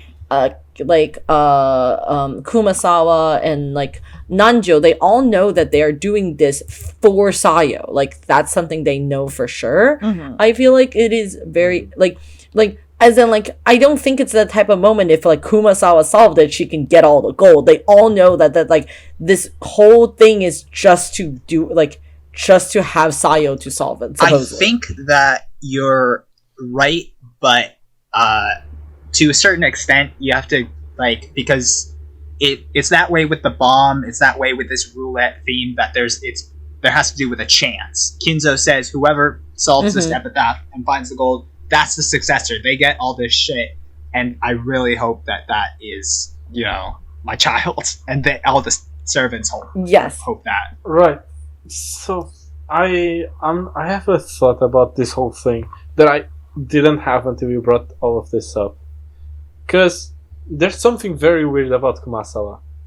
Okay. There's a very big elephant in the room regarding Kumasawa, which is the fact that she doesn't wear the one-eyed eagle. Oh. Unlike Genji, Kanon, and Shannon, she just doesn't. Which just got me thinking. It just connected some dots for me. So, just imagine, this is just a hypothesis, of course. Imagine Kumasawa solves the fucking riddle.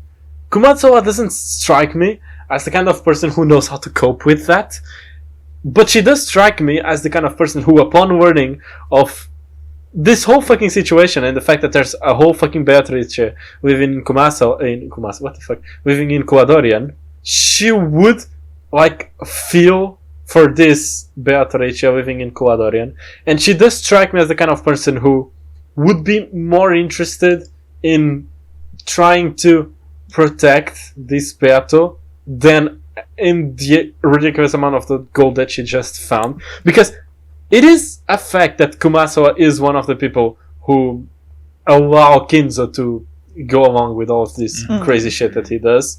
But it's also a fact that Kumasawa does care a lot about Beato, whatever incarnation it is. I mean, she also took care of Beato, like Beato too, like Kuadorian Beato. Yeah, exactly. That's what I mean. She just feels empathy for Beato, whichever incarnation it is.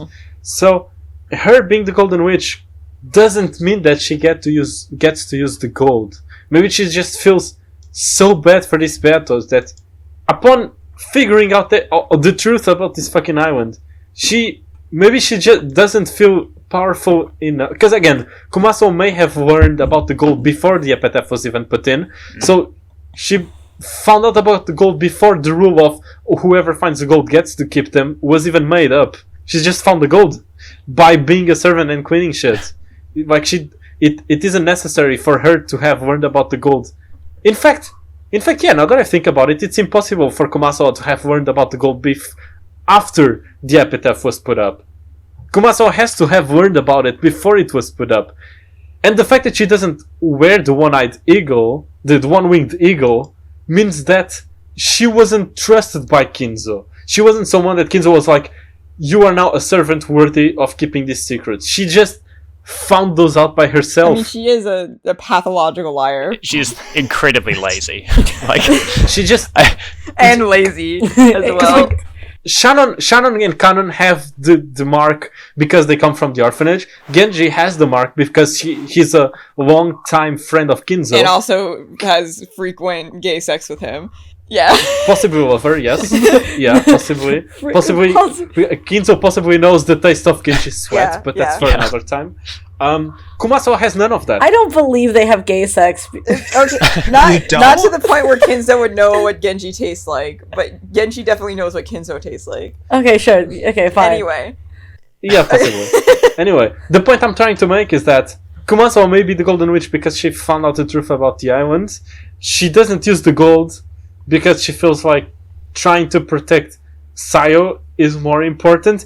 However, I'll make a big fucking asterisk in this, in that Kumasawa is extremely misguided in her efforts. I mean, yeah. I think she simply doesn't think she has enough power to confront Kinzo about all of this, so she's trying to do the most that she believes she can do, which is to be there for Sayo and Beato II. I feel similarly. She did give Beato delusions of grandeur on accident by telling her she could tie string to a key. So, I mean, she's doing her best, but I do find that in this story, when Chick Beatrice, and you know, it's all layered with Chick Beatrice who's in love with Battler and Kuidorian Beatrice, but Kumasawa is like, yeah, you are Beatrice-sama, and you just lost your memories, and it just makes me feel gross thinking about the fact that Genji and Kumasawa were totally just enabling Kinzo and just allowing this twist. No, yeah, totally. And that guilt, I feel like, must carry with her. Maybe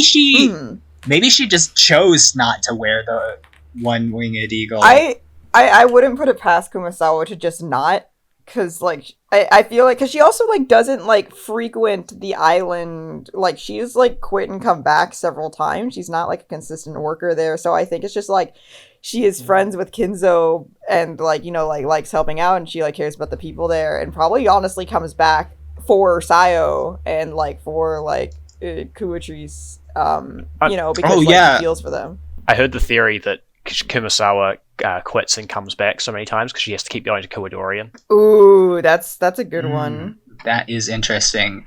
I will say that yes, Kumasawa is totally one of the two pillars enabling Kinzo to go along with this fucking bullshit. But I will also say that despite all of the brainwashing that Kumasawa is doing to all of the Beatos, well, not the first, but you get what I mean. Well, who knows? It totally feels like she wholeheartedly believes she's doing the right thing. I think because that's actually one of the things that I was gonna bring up whenever Vergilia tells the audience her full name, but without skipping to that part, it comes off to me as if Kumasawa just thinks the best solution to this. I'm not agreeing with Kumasawa, but comes off to me as Kumasawa truly caring for Beato, and she simply just misguidedly thinks that the best she can do is to try to feed Beato these lies so that her life may be slightly less painful. I totally believe that. Yeah, like it might make it easier, at least like in Kumasawa's mind, it might be easier to convince Kuatrice of these things and like kind of like help Kinzo because she knows Kinzo won't drop it. Yeah, I totally see that. So like having her go along with it could make her life easier, but you know, obviously doesn't work. I do have a theory actually, since we were talking about like the whole like why is Virgilia the Golden Witch thing, and you know, like she was like predecessor Beato. It's got me thinking, because even though like you can interpret that scene as Sayo, it's taking place in Kuwadorian. So the implication is that it's like Kumasaka talking to Kuwatrice, yeah? It happened. Yeah. So if you think about it, and you're thinking about the idea of Kuwatrice calling Kumasawa Beatrice, and then you think about who Kuwatrice's mom actually was, it could just be a way to directly say that Kumasawa was Kuwadori Beatrice's mother figure, and was basically like her mom raising her, and thus that she is the Golden Witch Beatrice, because Kuwatrice's mom was the actual original Golden Witch Beatrice who gifted Kinso gold. I like that theory. It's like I feel like I've seen a lot of people who play Umineko get to that point where they're thinking about what Kumasawa's role was. If Kumasawa is just a mother figure or the actual mother, and I think there's a place for that theory. I'm not sure if I believe it's true, but it could be a nice headcanon. Yeah, I don't think she's like actual mother, because we know that original Beatrice died giving birth. But how do we know? Because it's heavily implied. And there is thematically Wait, there is thematic importance to the fact that Beato the first died, so I don't want to mess with that. Yeah, because otherwise Kinso wouldn't have done what he did. Because Kinso thought that the child was Beato reborn. Kumasawa Beatrice theory. Kumasawa like, oh, my husband, I hate being Midgis. I'm just going to pretend that I died, and then my husband, he wouldn't do anything to our child. I'll just let her be called Beatrice. So funny. I think if Kumasawa was the real actual Beatrice, she would have never let anything happen to her real actual child. Mm-hmm. What if it? Yeah, I think you're cooking too much. What if it's actually the mother of the siblings, and she's just like, suffer more, child of my. That's the Kumasawa evil arc. Evil Kumasawa. I mean, that's just at the end of episode 3 and most of episode 4. Yeah, I think my personal thoughts about Kumasawa and how she leads on to Sayo is a lot about the concept of cope, which is what a lot about EP7 is a lot about. Like, it's actually, I think I've been rewatching EP7. I've been thinking a lot about the concepts of like how EP7 tackles a lot of ideas of religion, and how religion and having faith in things could really help you in a tough situation. Like, for example, like the thing that they mentioned in EP7 is about how Maria, and how Maria gains happiness through learning about religion and thinking like, I am a immaculate consumption baby, like and like consumption immaculate. You can do it, Mushroom. I believe in you. Conception. What if it's just consumption? Immaculate consumption. Eating things that doesn't exist. Immaculate conception, baby, and how that like. And the thing is that like EP7 is so heavily about religion, and about how like Sayo is like, yes, religion, and like how that will help me, and like how actually I'm best friends with demons now, and that's very cool.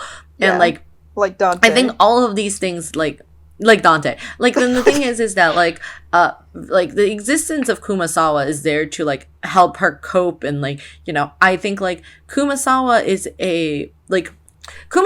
a person who thrived underneath horrible tyranny, if that makes any sense. Yes. Like, as in like things that like doesn't go her way, like as in or like, you know, if things doesn't go her way, she knows how to like get out of them. If she wants to get out of work, she knows how to do that. She found simple happiness in like her small existence, if that makes any sense. Yes. Like, but like the problem is that she taught this to a person who then gains an immense amount of wealth and then power, and then suddenly has zero idea how to possibly gain like there's a point in EP7 you can see like Sayo maybe found some amount of happiness, and maybe is able to start cope with like her everyday life, being like, I imagine I can be a princess. It's like, oh, tomorrow you're actually a princess, fuck you. And it's like, actually this was horrible, I didn't want this life anyway.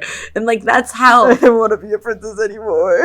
And I think that's very fascinating, is my point. Like, I find that just a really interesting thing about how this whole chunk is set up. But like we could talk about how culpable Kumasawa is when we get to EP7, because like we're gonna get pushed around in places, and we're gonna decide how evil she could be. Yeah. Or how evil or good. I will say that the scene that echoes like Kumasawa being an enabler is also where like Kumasawa turns into Virgilia and then offers a way for Chick Beatrice to learn about Beatrice the Golden Witch, and then it's like, oh well, did Kumasawa tell Guidori and Beatrice about her mother? I don't know. It, you know, wait, when is that scene? That's geez. It's in episode 6, yeah. Well, the scene. Oh yeah, it was in this reading where. Right. I remember. It's right after before the Red Truth, where it says, "I was born for Battler's sake." Yeah, because now I'm like wondering, like, is it possible that, and like obviously Umineko scenes can have like 500 meanings, so I'm not like discrediting your meaning. I think that's very, very possible. But is it also possible that could be an allusion to possibly Kumasawa also giving Sayo epitaph pens? That's like, do we think like maybe Genji isn't the only person who like gave her a nudge? Because it would make sense, like with like Kumasawa like really like diving into the epitaph, that like she could use that knowledge to help Sayo, because she knows like obviously she has to know the purpose of like why Kinzo put up the epitaph. And that's why she wouldn't like turn it in like if she did solve it, because like that's not the plan. TM. Classic Sayo pulling the ladder up after her. Yeah. No one gets any hints, just me. Yeah, that's a very interesting scene. I do think, is there anything else in this chunk that do we want to talk about specifically? I know we spend a lot of time talking about Erica in the non-spoiler section. I do really enjoy every single of the like the party trick like brain teaser puzzles, because like those are the type of things I love reading when I was a kid, and it's just so delightful to see them used in such a serious story, like not serious story, but like used in a way to like basically demonstrate something very simple but like very quintessential to solving Umineko tricks. Umineko, the silliest serious story you'll ever read. Sorry to loop back around to Kumasawa, but I do have two more things to say about Kumasawa. Oh, sorry, go for it. I'm so sorry. So about the one-winged eagle, how she can't wear it. Just remember, she is a woman, and the person who decides whether you get to wear the one-winged eagle is Kinzo. And, who hates women? I'm pretty sure not even his own wife gets to wear the one-winged eagle. Is Shannon not a woman? Kinzo is transphobic, considered. Okay, but he doesn't know Sayo is trans. Yeah, that's a joke. Yeah. Okay, so let's talk about this. The other problem is that none of the other girls like from in the EP7 wears the one-winged eagle. They don't? Like, sorry. Yeah. The other girl servants, like I'll send some pictures. But you know, like Ava and Rosa get to wear it. Are we sure it's not because they're using Shannon's sprite and they all don't also have tattoos? I will show you, and then we can all talk about it. Alright. Do not worry. Be not worried. Biblically accurate mushroom. Be not worried. Are you talking about the Seven Sisters like vessels? Yeah, I'm looking at just Asini sprite is the first one I thought of. Well, you look, one more thing real quick about Kumasawa is like the fact that she has the photo of the chapel and has tried to solve quote unquote the epitaph. Alternate theory: what if she was the one who designed and wrote the epitaph? Hey yo! She helped Kinzo with that because Kinzo's a big dum dum. Kumasawa riddle master. Hey yo! Hey yo! That's kind of a base theory. I kind of love that. I love to discredit Kinzo. I like the idea that Kinzo just has all of these disjuncted ideas, and Kumasawa is the one who actually translate them into a coherent like epitaph. Kinzo's the one who contributed like the My Beloved Beatrice, with which will finally fall asleep. They don't have tattoos. Yeah, they don't. Okay, question. Okay, Mushroom just posted. I'll have them on screen. Mushroom is posting the sprites of the Seven Sisters of Purgatory with Shannon Body, except Shannon Body does not have the tattoo. Does Shannon, during this portion of the story, have the tattoo though? Well, we can't see. Oh, we can't see. That's true. We can't see because we don't know it's her. Okay, then maybe Canon and Shannon just got that done after they got the gold. Yeah, that could be because... Yeah, I mean, Shannon only comes into existence. If Kinzo's dead, then well, yeah, like they could start wearing it anytime. Well, no, no. Well, this is my personal take. Is this? I think that was a tattoo that was made to be put on Shannon after, Shannon Sayo after she solves the epitaph, because we know that like she solves the epitaph while Kingzo's still alive. True. Yeah, and then he dies right after. And she dies right after, so like he could just be like, get this tattoo. I mean, some people think it's a tattoo, some people think it's a like one of those like sheer socks. I think a tattoo sounds a lot right about the idea of like how they, it's a lot about branding. Yeah, that's it's and Eva has a tattoo, and like I always like the tattoo theory because I like the idea that somebody once brought up like that it's like if they have tattoos there, like does every single Ushiromiya person in the family has a tattoo on them, which I always thought was really cool. No, I don't believe that. I think Eva makes sense because so much of her identity derives from being a part of the Ushiromiya family, and in the same Sayo, but in a more destructive manner. I would say. I actually am more okay with the idea that every Ushiromiya has a tattoo, because if you think about tattoos in Japan, no, sorry, let me rephrase this. Every single Ushiromiya adult, the adults, not the kids. All of the siblings, not the kids. That's what I meant too, but I realized phrasing moment. But I like that idea, and I think it makes sense, and I think the fact that Ava would have her tattoo publicly shown says a lot about her, because in Japan tattoos are extremely taboo. Like you can't like get like served like food at some places if you have like visible tattoos and shit, because like it's kind of a Yakuza thing. It's associated with the Yakuza.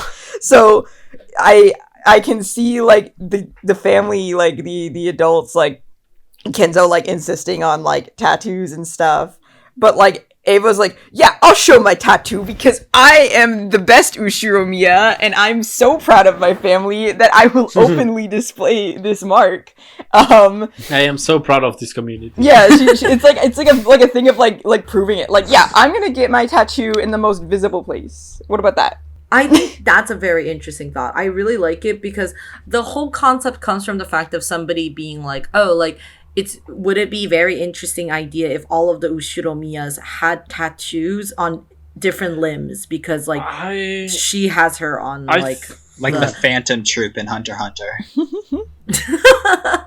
Okay, I think that's not possible, because if Shannon had a visible tattoo and Eva saw that, she'd be like, ayo, and she would instantly catch up to, okay, Shannon is a bastard daughter of this family. I fucking cracked it. Because you know what happened after Kinzo died and right after Sayo found the gold and became the head secretly, is that Kinzo died and the Natsuhi is trying to buy off the servants. So like all Sayo would have to do is be like, okay, give Shannon and Cannon the one-winged eagle. And they'd be like, Kinzo's dead. I guess we have the authority to do that. They can have the one-winged eagle because they're like the only servant. It's one of the few servants that are in the secret. Oh, who know about They have leverage. Yeah. They could be like, okay, you're a one-winged eagle now, so that you have the authority to do these things that normal servants can't. And that way nobody questions why you're so close to the family and why you're going into Kinzo's study. That makes sense. Yes. Oh, yeah. So I wanted to come back to this point because we mentioned this earlier, and Des was talking about this. Like, why do all of the, like, do you remember we talked about why does Kraus put everybody in the guest room instead of putting them in the main house whenever they come into family conferences? I think that has a lot to do with how they're trying to hide Kingzo. And the fact is that the more time they can get everybody out of the main house for them to not run into Kingzo and get into, say, in the guest house, give them more availability and more time to prepare to get all of the family members to not be able to know where Kingzo is hiding or anything. and also gives them more space to like not worry, which I think it's a very interesting thing and totally explainable by like inside world logic, basically. Right, because Klaus was only able to build the resort there after Kinzo died, because Kinzo wouldn't have let him do anything with the land otherwise, yeah? Yeah, so that makes perfect sense. And you could also possibly see that, like, in addition to, wanting to turn Rokkenjima into a resort, it could have also been a cover. Look for the gold? No, like a cover, both a cover to look for the gold, because that was also explained in text, but a cover to, like, have an excuse for the siblings to not spend the night in the house where they are likely to find out that Kinzo is dead. Yes. I wouldn't say Kraus is that smart, because clearly... No, but Natsuki would be that smart. Because Klaus is like, I want to build a resort and look for the gold, and Natsuki's like, hey... Oh, maybe Klaus is like, hey, I want to, like, have an excuse to, like, look for the gold. Like, maybe, like, we renovate, maybe we, like, do something on the island. And Natsuki's like, what if we give them, like, a guest house or something? And you can say you're building a resort, and that way they don't stay in the manor. So they don't find out Kinzo's dead. Yeah, Kraus also wants to turn it into a resort anyway. Like, it doesn't have to just be a cover. That could just be a side benefit to make it. No, I think it's both. I think it's both, but I think Natsuki would definitely be like, yeah, do that. Like, at least get a guest house out, like, as soon as possible. Because, like, one guest house is not enough for a resort. Yeah. Like, that's what I was always thinking, like, whenever Klaus is like, yeah, like, we're gonna build a resort here, this is the resort, and we're gonna have, like golf or whatever here, and I'm just like, that's like, one guest house. Like, that's, like, that's not a lot of rooms for a whole resort, like, unless, like, you're only, like, letting, like, 5 people stay here. Like... To be fair, it would be a high-class resort, so he wouldn't have a lot of guests. It would, but, like, also, like, the more rooms, the more money he could make. Yeah, but nobody's visiting right now. But also, I want to go around real quick and ask, what do you picture in your head whenever they talk about Kraus's resort? Because for some reason, I know this isn't accurate, I always picture, like, a water slide and, like, a water park. Like a little mini Disneyland or something. Me when I slide into the gold room. It's like a Scrooge McDuck situation. I want there to be, like a twisty water slide down to the gold room, actually. Yes. I think that'd be based. On the first Twilight, slide on the slide. Oh, they could turn the epitaph into, like, a thing, and then, like, you sign a contract to go into the resort. So, like, if you find the golds, Kraus totally owns it. Yeah. On the first Twilight, read the terms of agreement. Yes. Those chosen by the terms of service.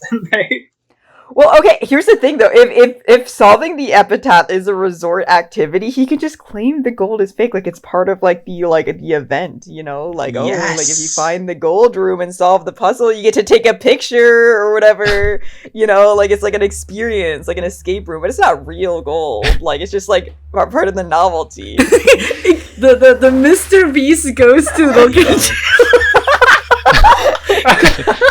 I hid 10 tons of gold on this island and have invited many members of this family.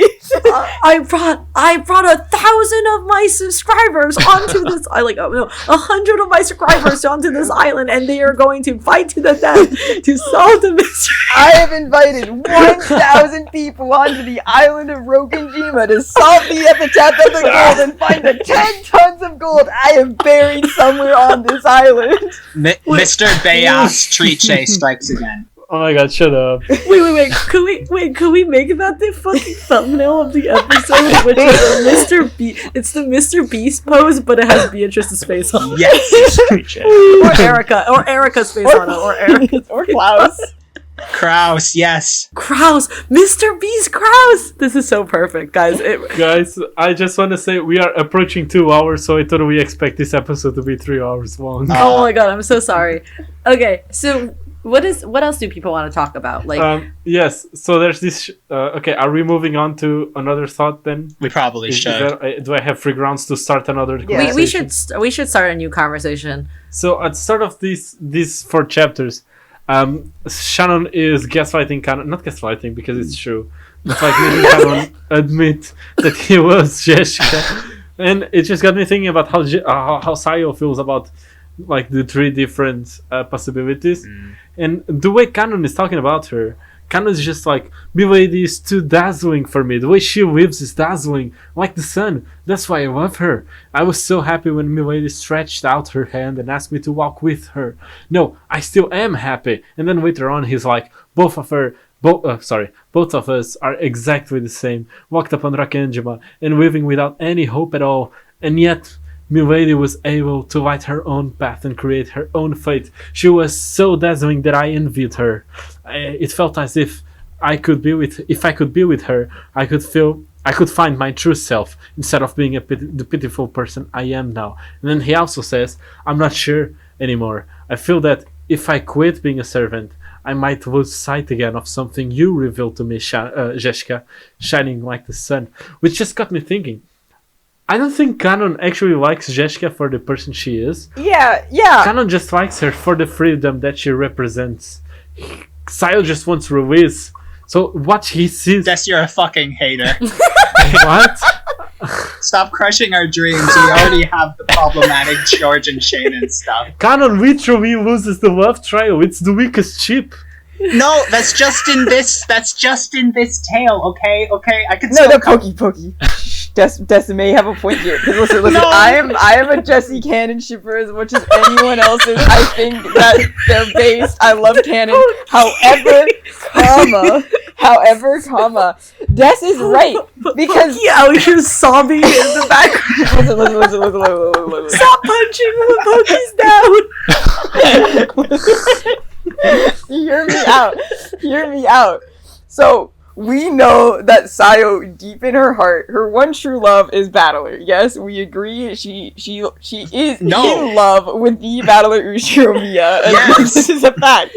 So if you look at Jessica and George, those are the two opposite sides of the extreme of her desperation for freedom. Yes. George represents a safe way to get off of the island and have a life outside of the Ushiromiya family where, like, she can be, like, domestic and stuff. Like, he represents, like, a realistic escape from the island, even if he is a gross pedo man.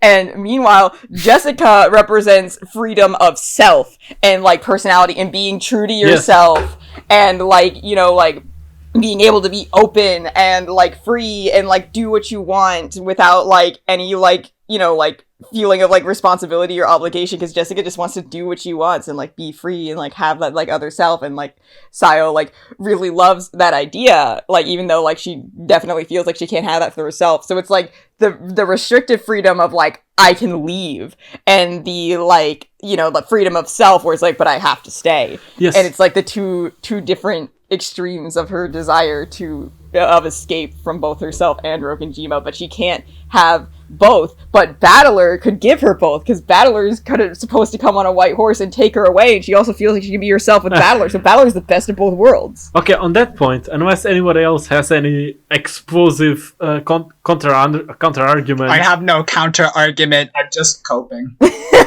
You're so right, and I'm so sad.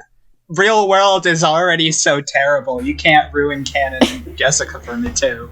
Right, I'm sorry to disappoint you, but the truth of the matter is, yes, Zeshka and George are just two different routes, because with Zeshka, Sayo gets to be her true self. However, she doesn't feel like she doesn't.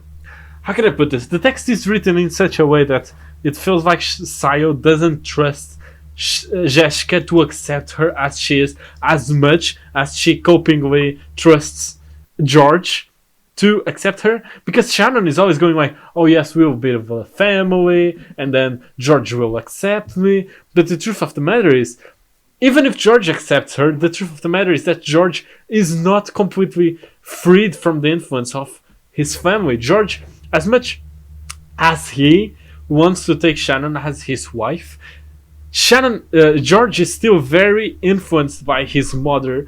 And so, like, what I get from this chapter is that Ryukeshi is trying to tell us that Sayo in George sees comfort in the person that she is, because Sayo trusts George to understand her and accept her. And then in Jeshka, Sayo sees just plain and simple release, because Sayo looks at Jeshka outside of the island and just sees a completely different person, and she's like, I want this. I want this. I want to be a completely different person when I'm out of the island.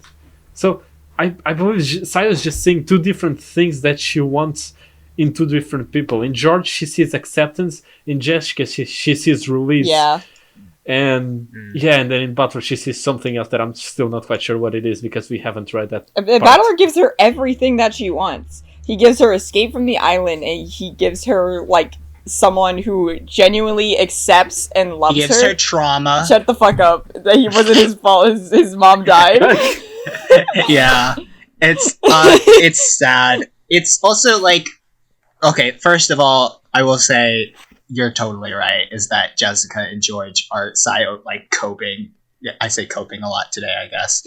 It's major copium. It's like, okay, I can't be lit with Battler. I'll try these two instead. But it's also Jessica 100% accepts Sayo. Oh, 100%. I have no doubt. But I don't think Sayo sees Jessica as reliable. But I don't think that George seems any more reliable in this front. I think she's scared on both of them rejecting her. Yeah.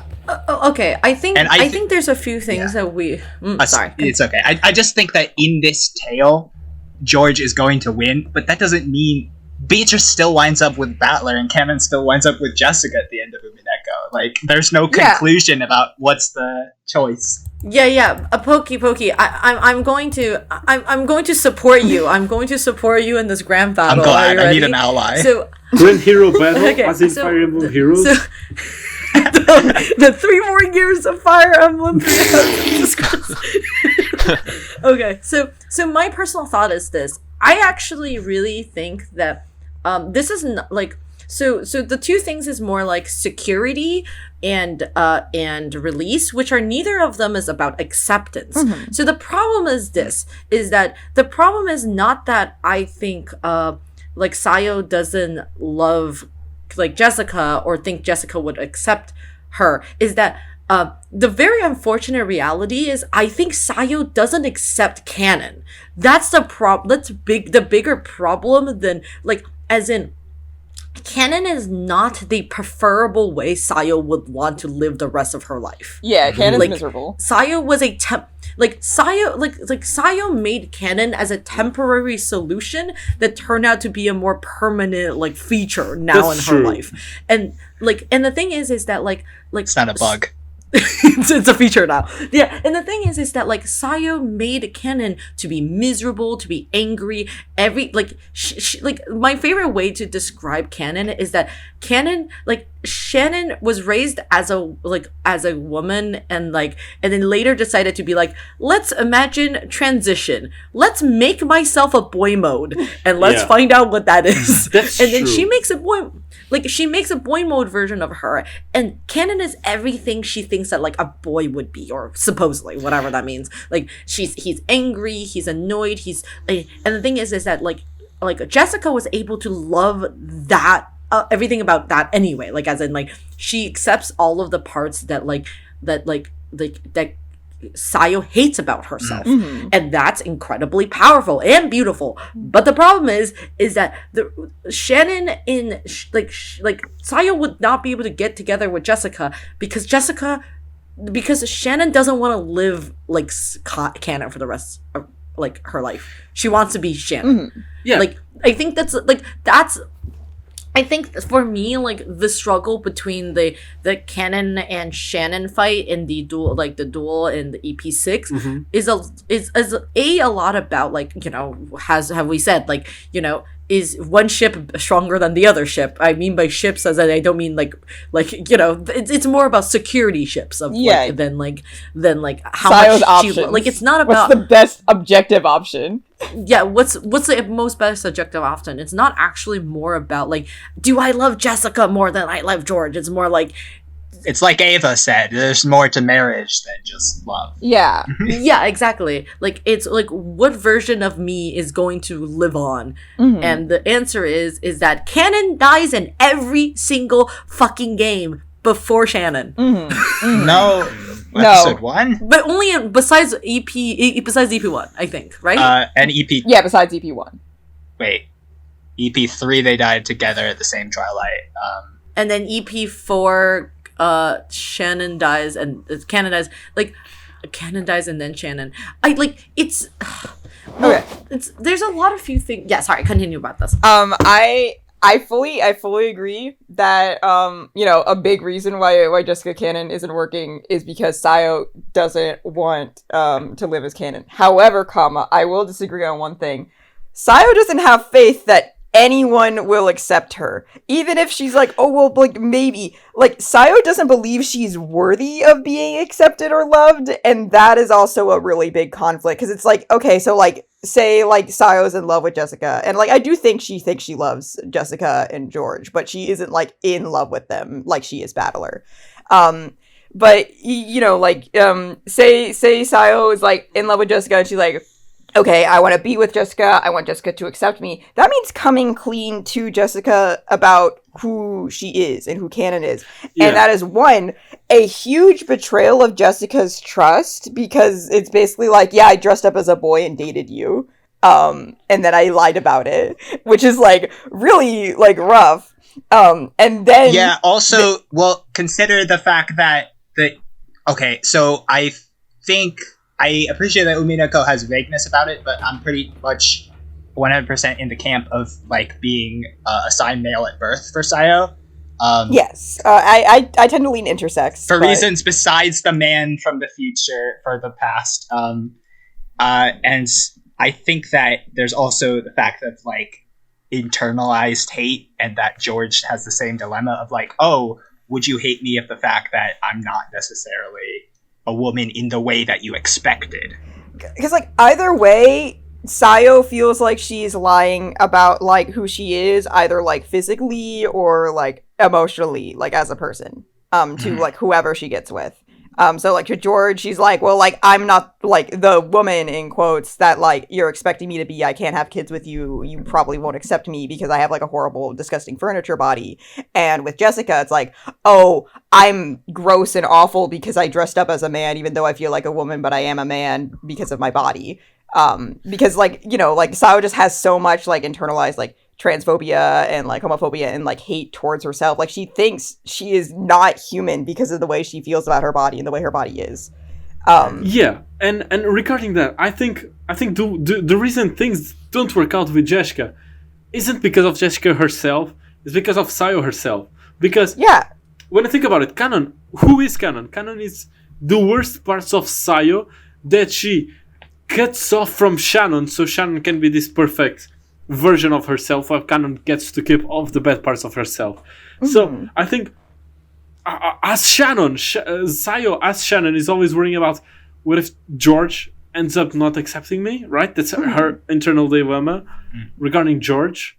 Nothing to do with him being a pedophile, unfortunately. Yeah, nothing to do with him being all of those disgusting things. But then when you think about Canon is literally all the things that Sayo despises about herself. And Jessica accepts that. Jessica is in love with Canon, who is all the worst parts about Sayo. So I think Sayo, the reason Canon loses the love trial is because Sayo herself doesn't feel comfortable as Canon, which just lends a lot of insight into, gender identity and all of that. Because like, go ahead. Yeah. No, I was just gonna conclude as in, as I've been saying since the beginning, Jessica's route is the release route, which the only thing it doesn't happen is because of Sayo herself, whilst George's route, the only reason it doesn't work out is because Sayo, even though George's route is the acceptance route, Sayo's inner thoughts keep her from believing George's acceptance. I don't know if George would actually accept her or not, but from Sayo's side, it is like her self-destructive nature. I mean, Rikishi did say that George would accept Sayo, but that's a whole can of worms. I trust Ryukishi only because I headcanon that if they did wind up together, George would be like, actually, you know what? I think that let's just be friends.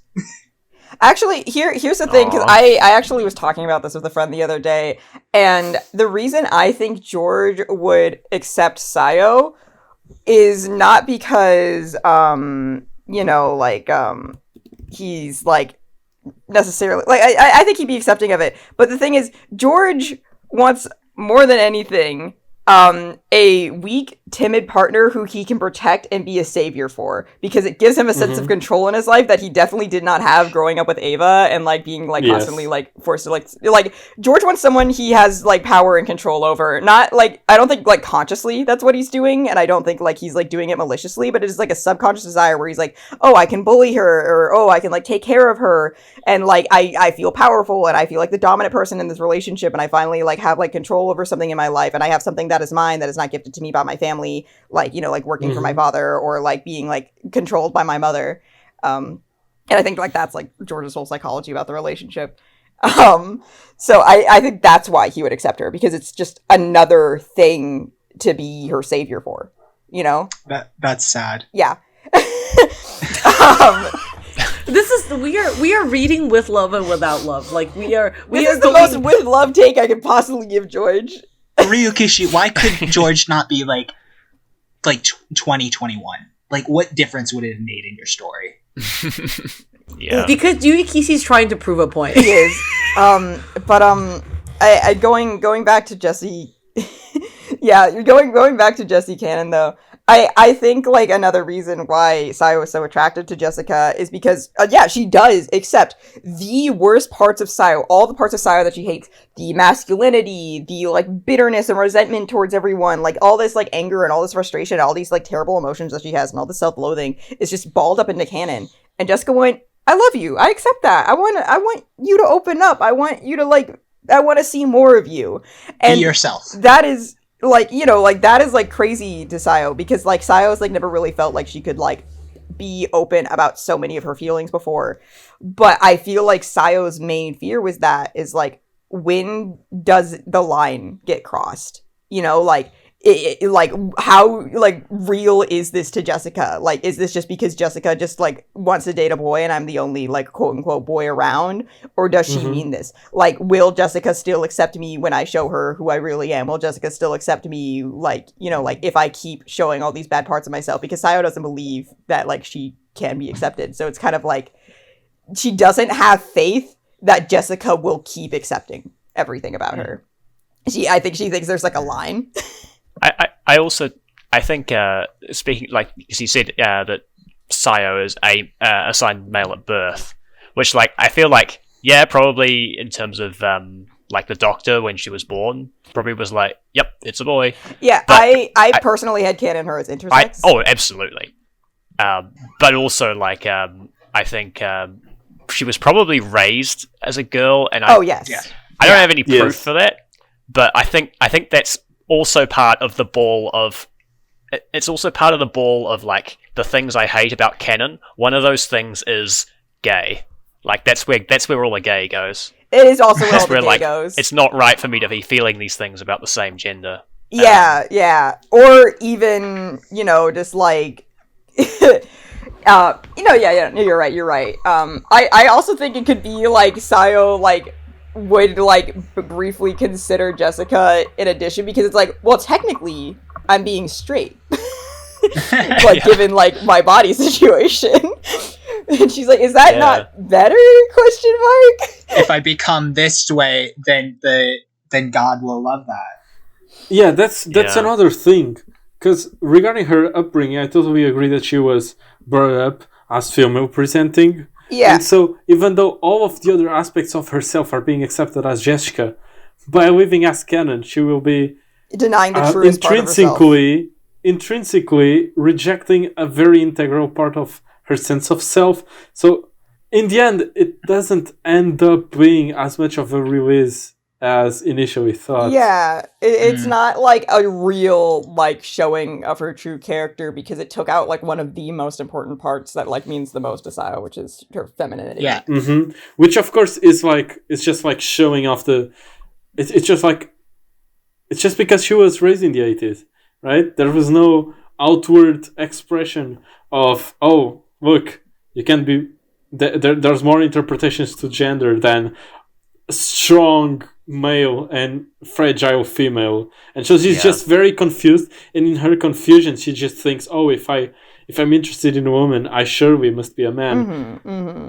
It's sort of like I can't remember, it's not really a source on this, but like there is minor Danganronpa spoilers. How about that? Is that there? Sometimes my profile picture is a very queer character named Chihiro, whose body may not match their presentation, and I personally think is non-gender conforming. But there's like this feeling of like, oh, this character was the community going, oh, this character is stated to be a guy in person. It doesn't matter how they dress. They're stated to be a guy. It's canon. They like, and it's like the reaction from some people was like, this is how people who think that trans people are. This is how people think trans people are. And they write them as just being like, oh, I need to pretend to be this way. But anyways, the point is like Ryukishi, like I always go back and forth. Did Ryukishi need to write a story this queer, or is it like one of those things where like you explain your queer experience, and then a straight person is like, no, everyone feels that way. What are you talking about? Okay. Have anybody sitting here have read Inside Mari? No. Okay, everybody needs to go read Inside Mari and have a horrible time. Okay. Which I mean by a good time. Okay. Thumbs up, Lurf. You'll love Inside Mari. Anyway. There is an incredible video essay about it, and it starts off with like someone reading like incel. I probably can't talk about it without spoiling both the essay. It's worth experiencing, but also the story.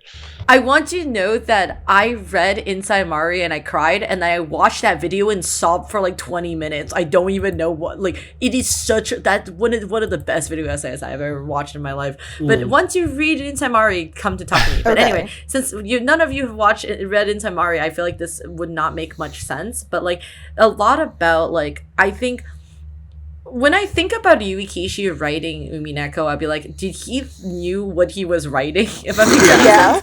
It's like because like the reality of like Umineko is like Yuikishi, from what we assume maybe cis straight man, let's say that, like like, you know, we don't or even you know, even we've all seen Yuikishi in trans colors. Have you seen the Yuikishi trans colors? Yeah. One of my favorite, Ryukishi and his funny fit. I have read this argument on r/Umineko a lot about like, how does Ryukishi get to write Umineko? Like a lot of people, one of the things that people talk about is like Ryukishi with compassion. Like he writes all his characters with like such compassion. Like he cares about them, and it's like that's how he gets to write a very like sympathetic like trans character or queer character in that first place. Like, so I think like one of the ways that I got to read a really fucking crazy Reddit thread, not Reddit thread, it's like a Steamaroo thread about somebody basically getting spoiled on the twist, quote unquote twist of Umineko, and was like, how is this different from any other piece of media about trans people doing violence against other people? Like, do you understand? Like trans people doing murder, like or like this is the Buffalo Bill of like, you know, this is the Silence of the Lamb, like this is the most this is the most tried and done genre of all time. Murder mystery, a trans person does crime. Like, you know what I mean? Like what makes Umineko different? And like the thing that makes Umineko different is everything in between, like all of the nuances. Like the fact that Yuikishi goes on to write a whole fucking metaphor about a chick Beatrice, like, is insane. Like, I don't know, like, she calls herself an egg. An egg. Like, she's a chick Beatrice, she's an egg, and that chick Beatrice is born out of the love for Battler, which means like, you know, like, do you understand? Like, there's a difference if like the chick Beatrice was the elder Beatrice and the other way around. Like, you know what I mean? Like the fact that like chick was born out of love, and I how did, like, and Yuikishi for sure would have not known, like, 10 years later, like, egg will be, like, the more acceptable term for MBs and, not, like, and, like, trans people, like, in Western spaces. Like, you understand what I mean? Like, I have zero idea how was he able to, like, tap in brain spaces. Like, so, like, the reason why I bring up Inside Mari is that, like, you know, like when Pokey, you said like, is straight people all feel the same kind of vibe? It's like, and the thing is that like Yui Kishi is just an odd person. Like, I don't know how to explain it, but like, I don't know how he's able to write this. Like, I genuinely, like, even if you told me, like, even after reading, like, I don't know, Higurashi, which I find it incredibly enjoyable, I have zero idea how he drew a line from Higurashi all the way to Umineko. Like, that's a crazy leap. Wasn't there a scene in Higurashi where Keiichi really enjoyed wearing a dress, though? Do you think Ryukishi wrote from experience? I mean, there's a lot of very interesting things about gender in Higurashi. Like, everything about Mion is fascinating. We like, cannot get into this. Yes. Oh my gosh. I know. Okay. But my point is that like maybe we'll do like wait, maybe this is an episode we can do Umineko Gender 3 now. Oh my god. Like, yeah. Okay, so you know, Gender was so good that they made a third one. It's the threequel. Well, just as to understand the status of this episode, how many thoughts roughly do y'all guys have left? I don't have any more thoughts. I'm head empty. I said so much about my Sayo ships. I guess I'm just gonna say that Ryukishi writing the trans experience, I guess it just speaks for the powerfulness, where even if, and I'm not ruling out anything, even if Ryukishi is just like cis, like the fact that he came to write all this so compassionately about a person experimenting with their gender and being conflicted and facing violence and being driven to extremes, and it's really powerful. I don't know. I sort of turned it into a rambling thesis. I don't know what I was trying to say. It's okay. No, I felt the energy that you were giving. Yeah. The energy is more important than the words. Yeah. Yeah, it's kind of crazy how he wrote such a trans story before all of this, wave of internet exposure to trans people, right? Because at the time he wrote it, it was much more hard to be exposed to this kinds of stuff that it is now. So how did he learn all of this emotional sensitivity to it? Yeah. Mm-hmm. Like, I have I don't know, like, honestly speaking, like, I think we talked a lot about, like, Dewey Kishi's background as a social worker, and I feel like being a social worker really just gives you a lot of opportunities to meet people from all walks of life, and, like, you can't write a good child abuse scene if you weren't witnessing child abuse, I guess. Like, and we all know that Yukishi wrote many of good child abuse scenes. That sounds wrong. Oh my god, shut up. But you know what I mean. Like, Yukishi, the master of writing child abuse. Oh my god, anyway, so the reason I was asking that is because I am but at the start of my spoiler thoughts, and we are 2 hours 20 in. Oh shit. So I'm gonna try to speed through this. So first of all, I just need your help. Canon says his real name is Yoshia. I was totally sure that Sayo's real name was Sayo Yasuda, so what the fuck am I not understanding? I think Yasuda is the nickname. No, Yasu is the nickname. I just think Sayo is the type of person who come up with fake names for her fake personality. This is Battler's fake name. Sayo, we've never gotten a confirmed Sayo has given canon a real name thing, but there is a secret within canon's name, if I recall correctly, that is a little silly.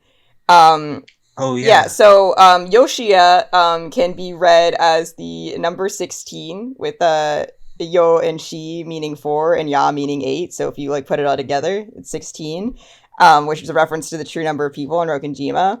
Also, Zepar is Arzguisha rank is 16, which is neat.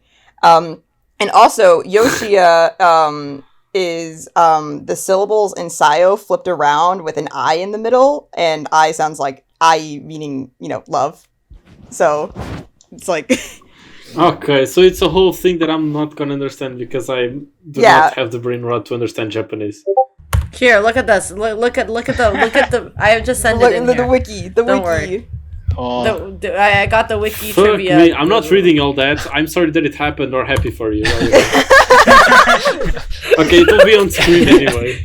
TLDR. Anyway, but yeah, Des, what else do you have thoughts? Get your fire rapid. Okay, so ultra rapid fire. So, Angie, this is the chapter where Angie starts relating, relating, but also just understanding Beato, which will. Oh my god. That's I'm glad it's just me. That's Earlier in the recording, there was me. a moment where everybody went silent, and it was just me, so I wasn't sure about the silence. Yeah, It happens to Oh me no! too. Fuck. Des is dead. Okay, I really hope he gets to fucking recover that. In the meanwhile, Horsefry, did you have thoughts? Host right, go for it. I'm sorry to bring this all the way back to the energy at the start, but one more thing happened to me. As you probably maybe have heard, if I actually get around to editing the episodes where I talk about this, but Marcy, who has been on an episode of this podcast, is streaming Umineko, and someone on her Discord solved the epitaph. Like, That's so impressive. Hello, guys, I am back. oh, you're back. Yes. I have no idea. Oh yeah, we're back there. Okay. I have no idea what happened in my absence. I will try to get through my thoughts as soon as possible with the 10% battery left I have left, and then you can discuss whatever you want. And while I just go through purgatory and cry about my laptop being in the abhorrent state he is in. So, what the fuck was I Angie relating and understanding better. Yeah, this is where it starts, because she's like, oh, I sort of get on each chance despair. I can understand how this kid feels too. No person can become a replacement for another, which is just like, yeah, Angie, you would know, seeing as Eva wanted you to be a replacement for George, and that, brought up a lot of problems in your childhood. And also, Angie is like, not even a past version of that same person can become a replacement for another. So this is just the beginning of Angie trying to understand Beato, which will lead into EP 8 in the manga, not in the VN, unfortunately. That scene is better in the manga than in the VN. I'm saying it Yeah, already. so true, bestie. I totally agree. Fucked up because I hate everything else about the Umineko manga except Confession, but I have mixed feelings of Confession anyway. Featherin and Angie's talk during these chapters really also just feels like a rereader and a reader trying to discuss Umineko, because Angie was like, Butler wasn't even there for those 6 years. Beato's hatred towards Butler must have been totally misguided. And then Featherin is like, yeah, I wonder what that means, Angie. Which is funny. It's just totally rereader vibes coming off of Featherin. What else? Oh yeah, Vergilia's total name. She introduces herself as Publius Vergilius Amaro, and then I went up to look it up, and then apparently Publius is one of the aristocrats who was a pillar in overthrowing the monarchy for the foundation of the Roman Empire, which is, Kumasawa was also instrumental in the foundation of Ginzo's metaphorical empire within Rokkenjima. And then, so Publius Vergilius sorry for the Portuguese. Publius Vergilius Amaro. Then Maro is apparently one of the writings of this one hero of Greek mythology, who apparently he was left to supervise the culture of plants. He was basically left in a garden to supervise, these plants that were growing, which, yes, that sounds an awful lot like Kumasawa and Beato. Beato the second and the third. So, yes, Rikishi, amazing name for Vergilius. Good job. That's very good. It's almost as if you yourself wrote this story and knew where you wanted to take it. What else do I have for spoiler thoughts? Okay. I'm happy to announce that I only have 2 spoiler thoughts left. Wow, Des is really cranking these out. Yes, so first I just wanted to... sorry, I am so sorry that I'm just spitting this out, but I'm trying to get this out into the world as fast as I can before my laptop dies again, and then you... Yeah, so it was so hard for me to understand the separation between Elder Beato and Chick Beato. So in case... We'll talk about this next week. Will we? Okay, then I'll leave it for next week. Okay, let's Because if we talk about this now, we'll never be able to shut up. Like that's an hour topic to talk about. Okay, that is so true. Yeah, and then there's so last spoilery thought. There's this very interesting cut in the VN where Elder Beato is just telling Chick Beato, okay, so now sit down, enjoy as I tell you about all of my lore as Elder Beato.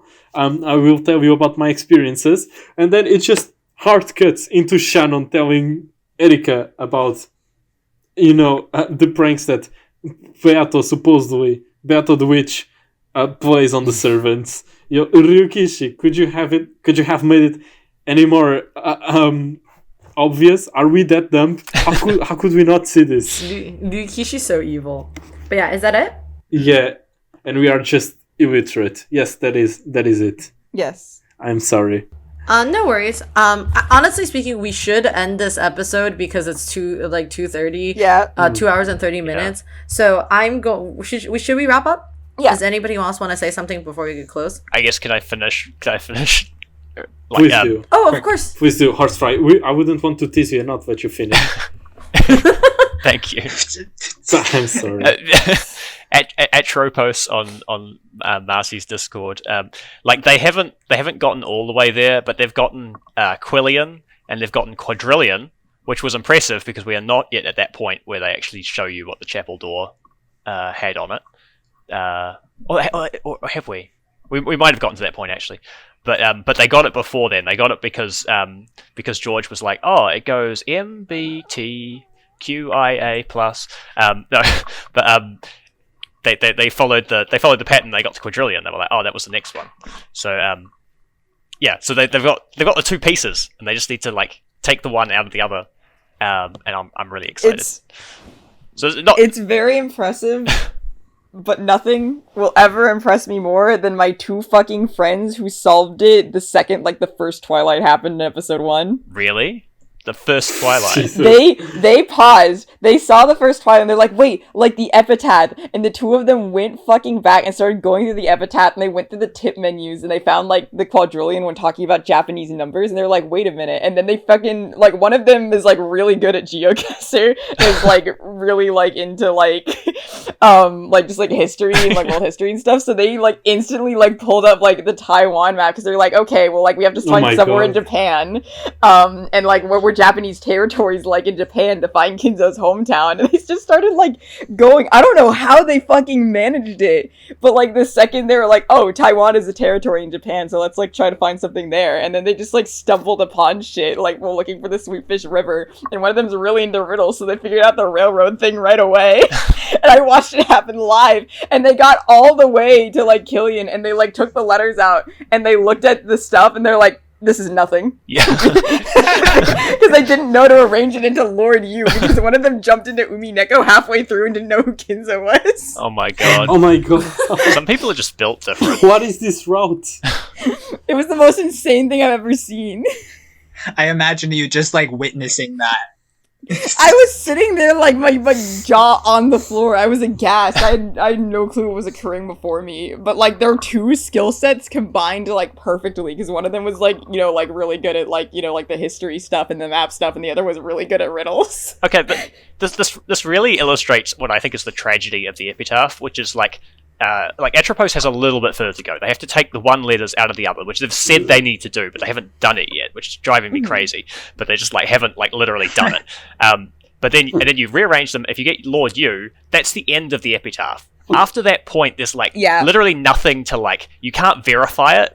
Lord Yu is this really not. There's really nothing solution. It's kind of okay, I guess that could be it. But maybe I should keep looking. It's that kind of. It doesn't feel final. It doesn't spell out Ushiro Miya or something. Yeah. There's no point in Umineko that you can be I'm gonna plug this in and then it's gonna I will know. It's no way you can compare it something. And you can't go to the chapel. It's this. It's the end. Yeah. It's nothing more, and that really sucks. Sorry, it's like when Featherine says. So it's when Featherine says. I keep interrupting. I'm so desperate to say this non-point. When Featherine says, if I went to Rokujima, I actually could solve it probably. Yeah. At the end of episode 6. Yeah. Yeah, because last year on my birthday, CJ solved the epitaph. I was like in New York sitting in the hotel bathroom in the tub, so I didn't interrupt my mom, and we were on call and he was solving the epitaph. Oh wow. And he solved it, and then he kept like going around, and I had like asked him beforehand, I was like, if you solve it and you don't realize you solve it, can I say something? And he was like, okay. And I like put on a timer for like 6 minutes after he solved it. I sat there and he kept like going down a rabbit hole. I was like, CJ, you solved it. You can stop, please. Yeah, it doesn't have a good point to stop, which is one of the biggest problem about it. Yeah, because I knew he would drive himself crazy thinking he didn't solve it, and he would just keep going and going because like there's no like point. I was like, CJ, like you will not know you solved it, but can I tell you solved it? And I was praying he would let me tell him because he doesn't let me tell him shit. Yeah. Because he doesn't want anything to be spoiled. Which is fair enough. Like Damn. that's probably how I would feel too, but I don't know. Like I wouldn't know. Also, fun fact, he solved the Chicanon interest on his birthday, like a few months later. Oh, man. It was really Oh funny. my god. He solved like the 2 major like Umineko points on mine and his birthdays. What the fuck? It was it's really funny. I saw it happen live in person. He was like, wait a minute, I have to go to the LP archive and see every instance that Shannon and Kenan have been in the same room and see if Battler has seen them together. It was wonderful.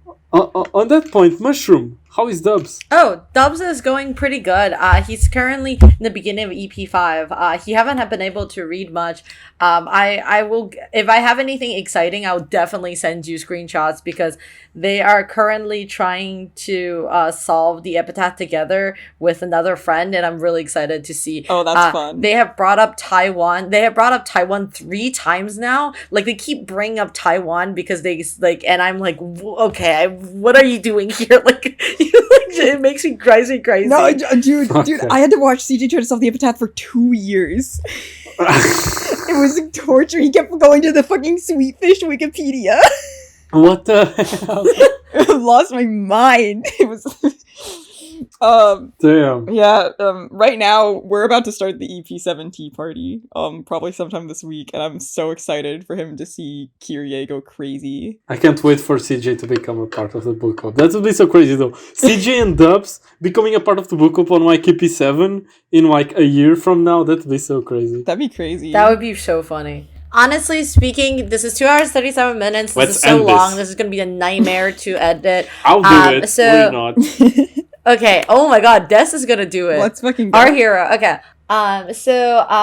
Everybody, thank you so much for listening. Wait, shout out to Editor Des listening to this right now. Shout out to Editor Des. He's gonna hate us by the end of We this. owe you everything. Appreciate you. Yeah, forgive me for interrupting everyone the entire time and blowing up at your canon Jessica hater shit. Jessica. Well, on behalf of Editor Des, fuck all of you, especially that motherfucker Des.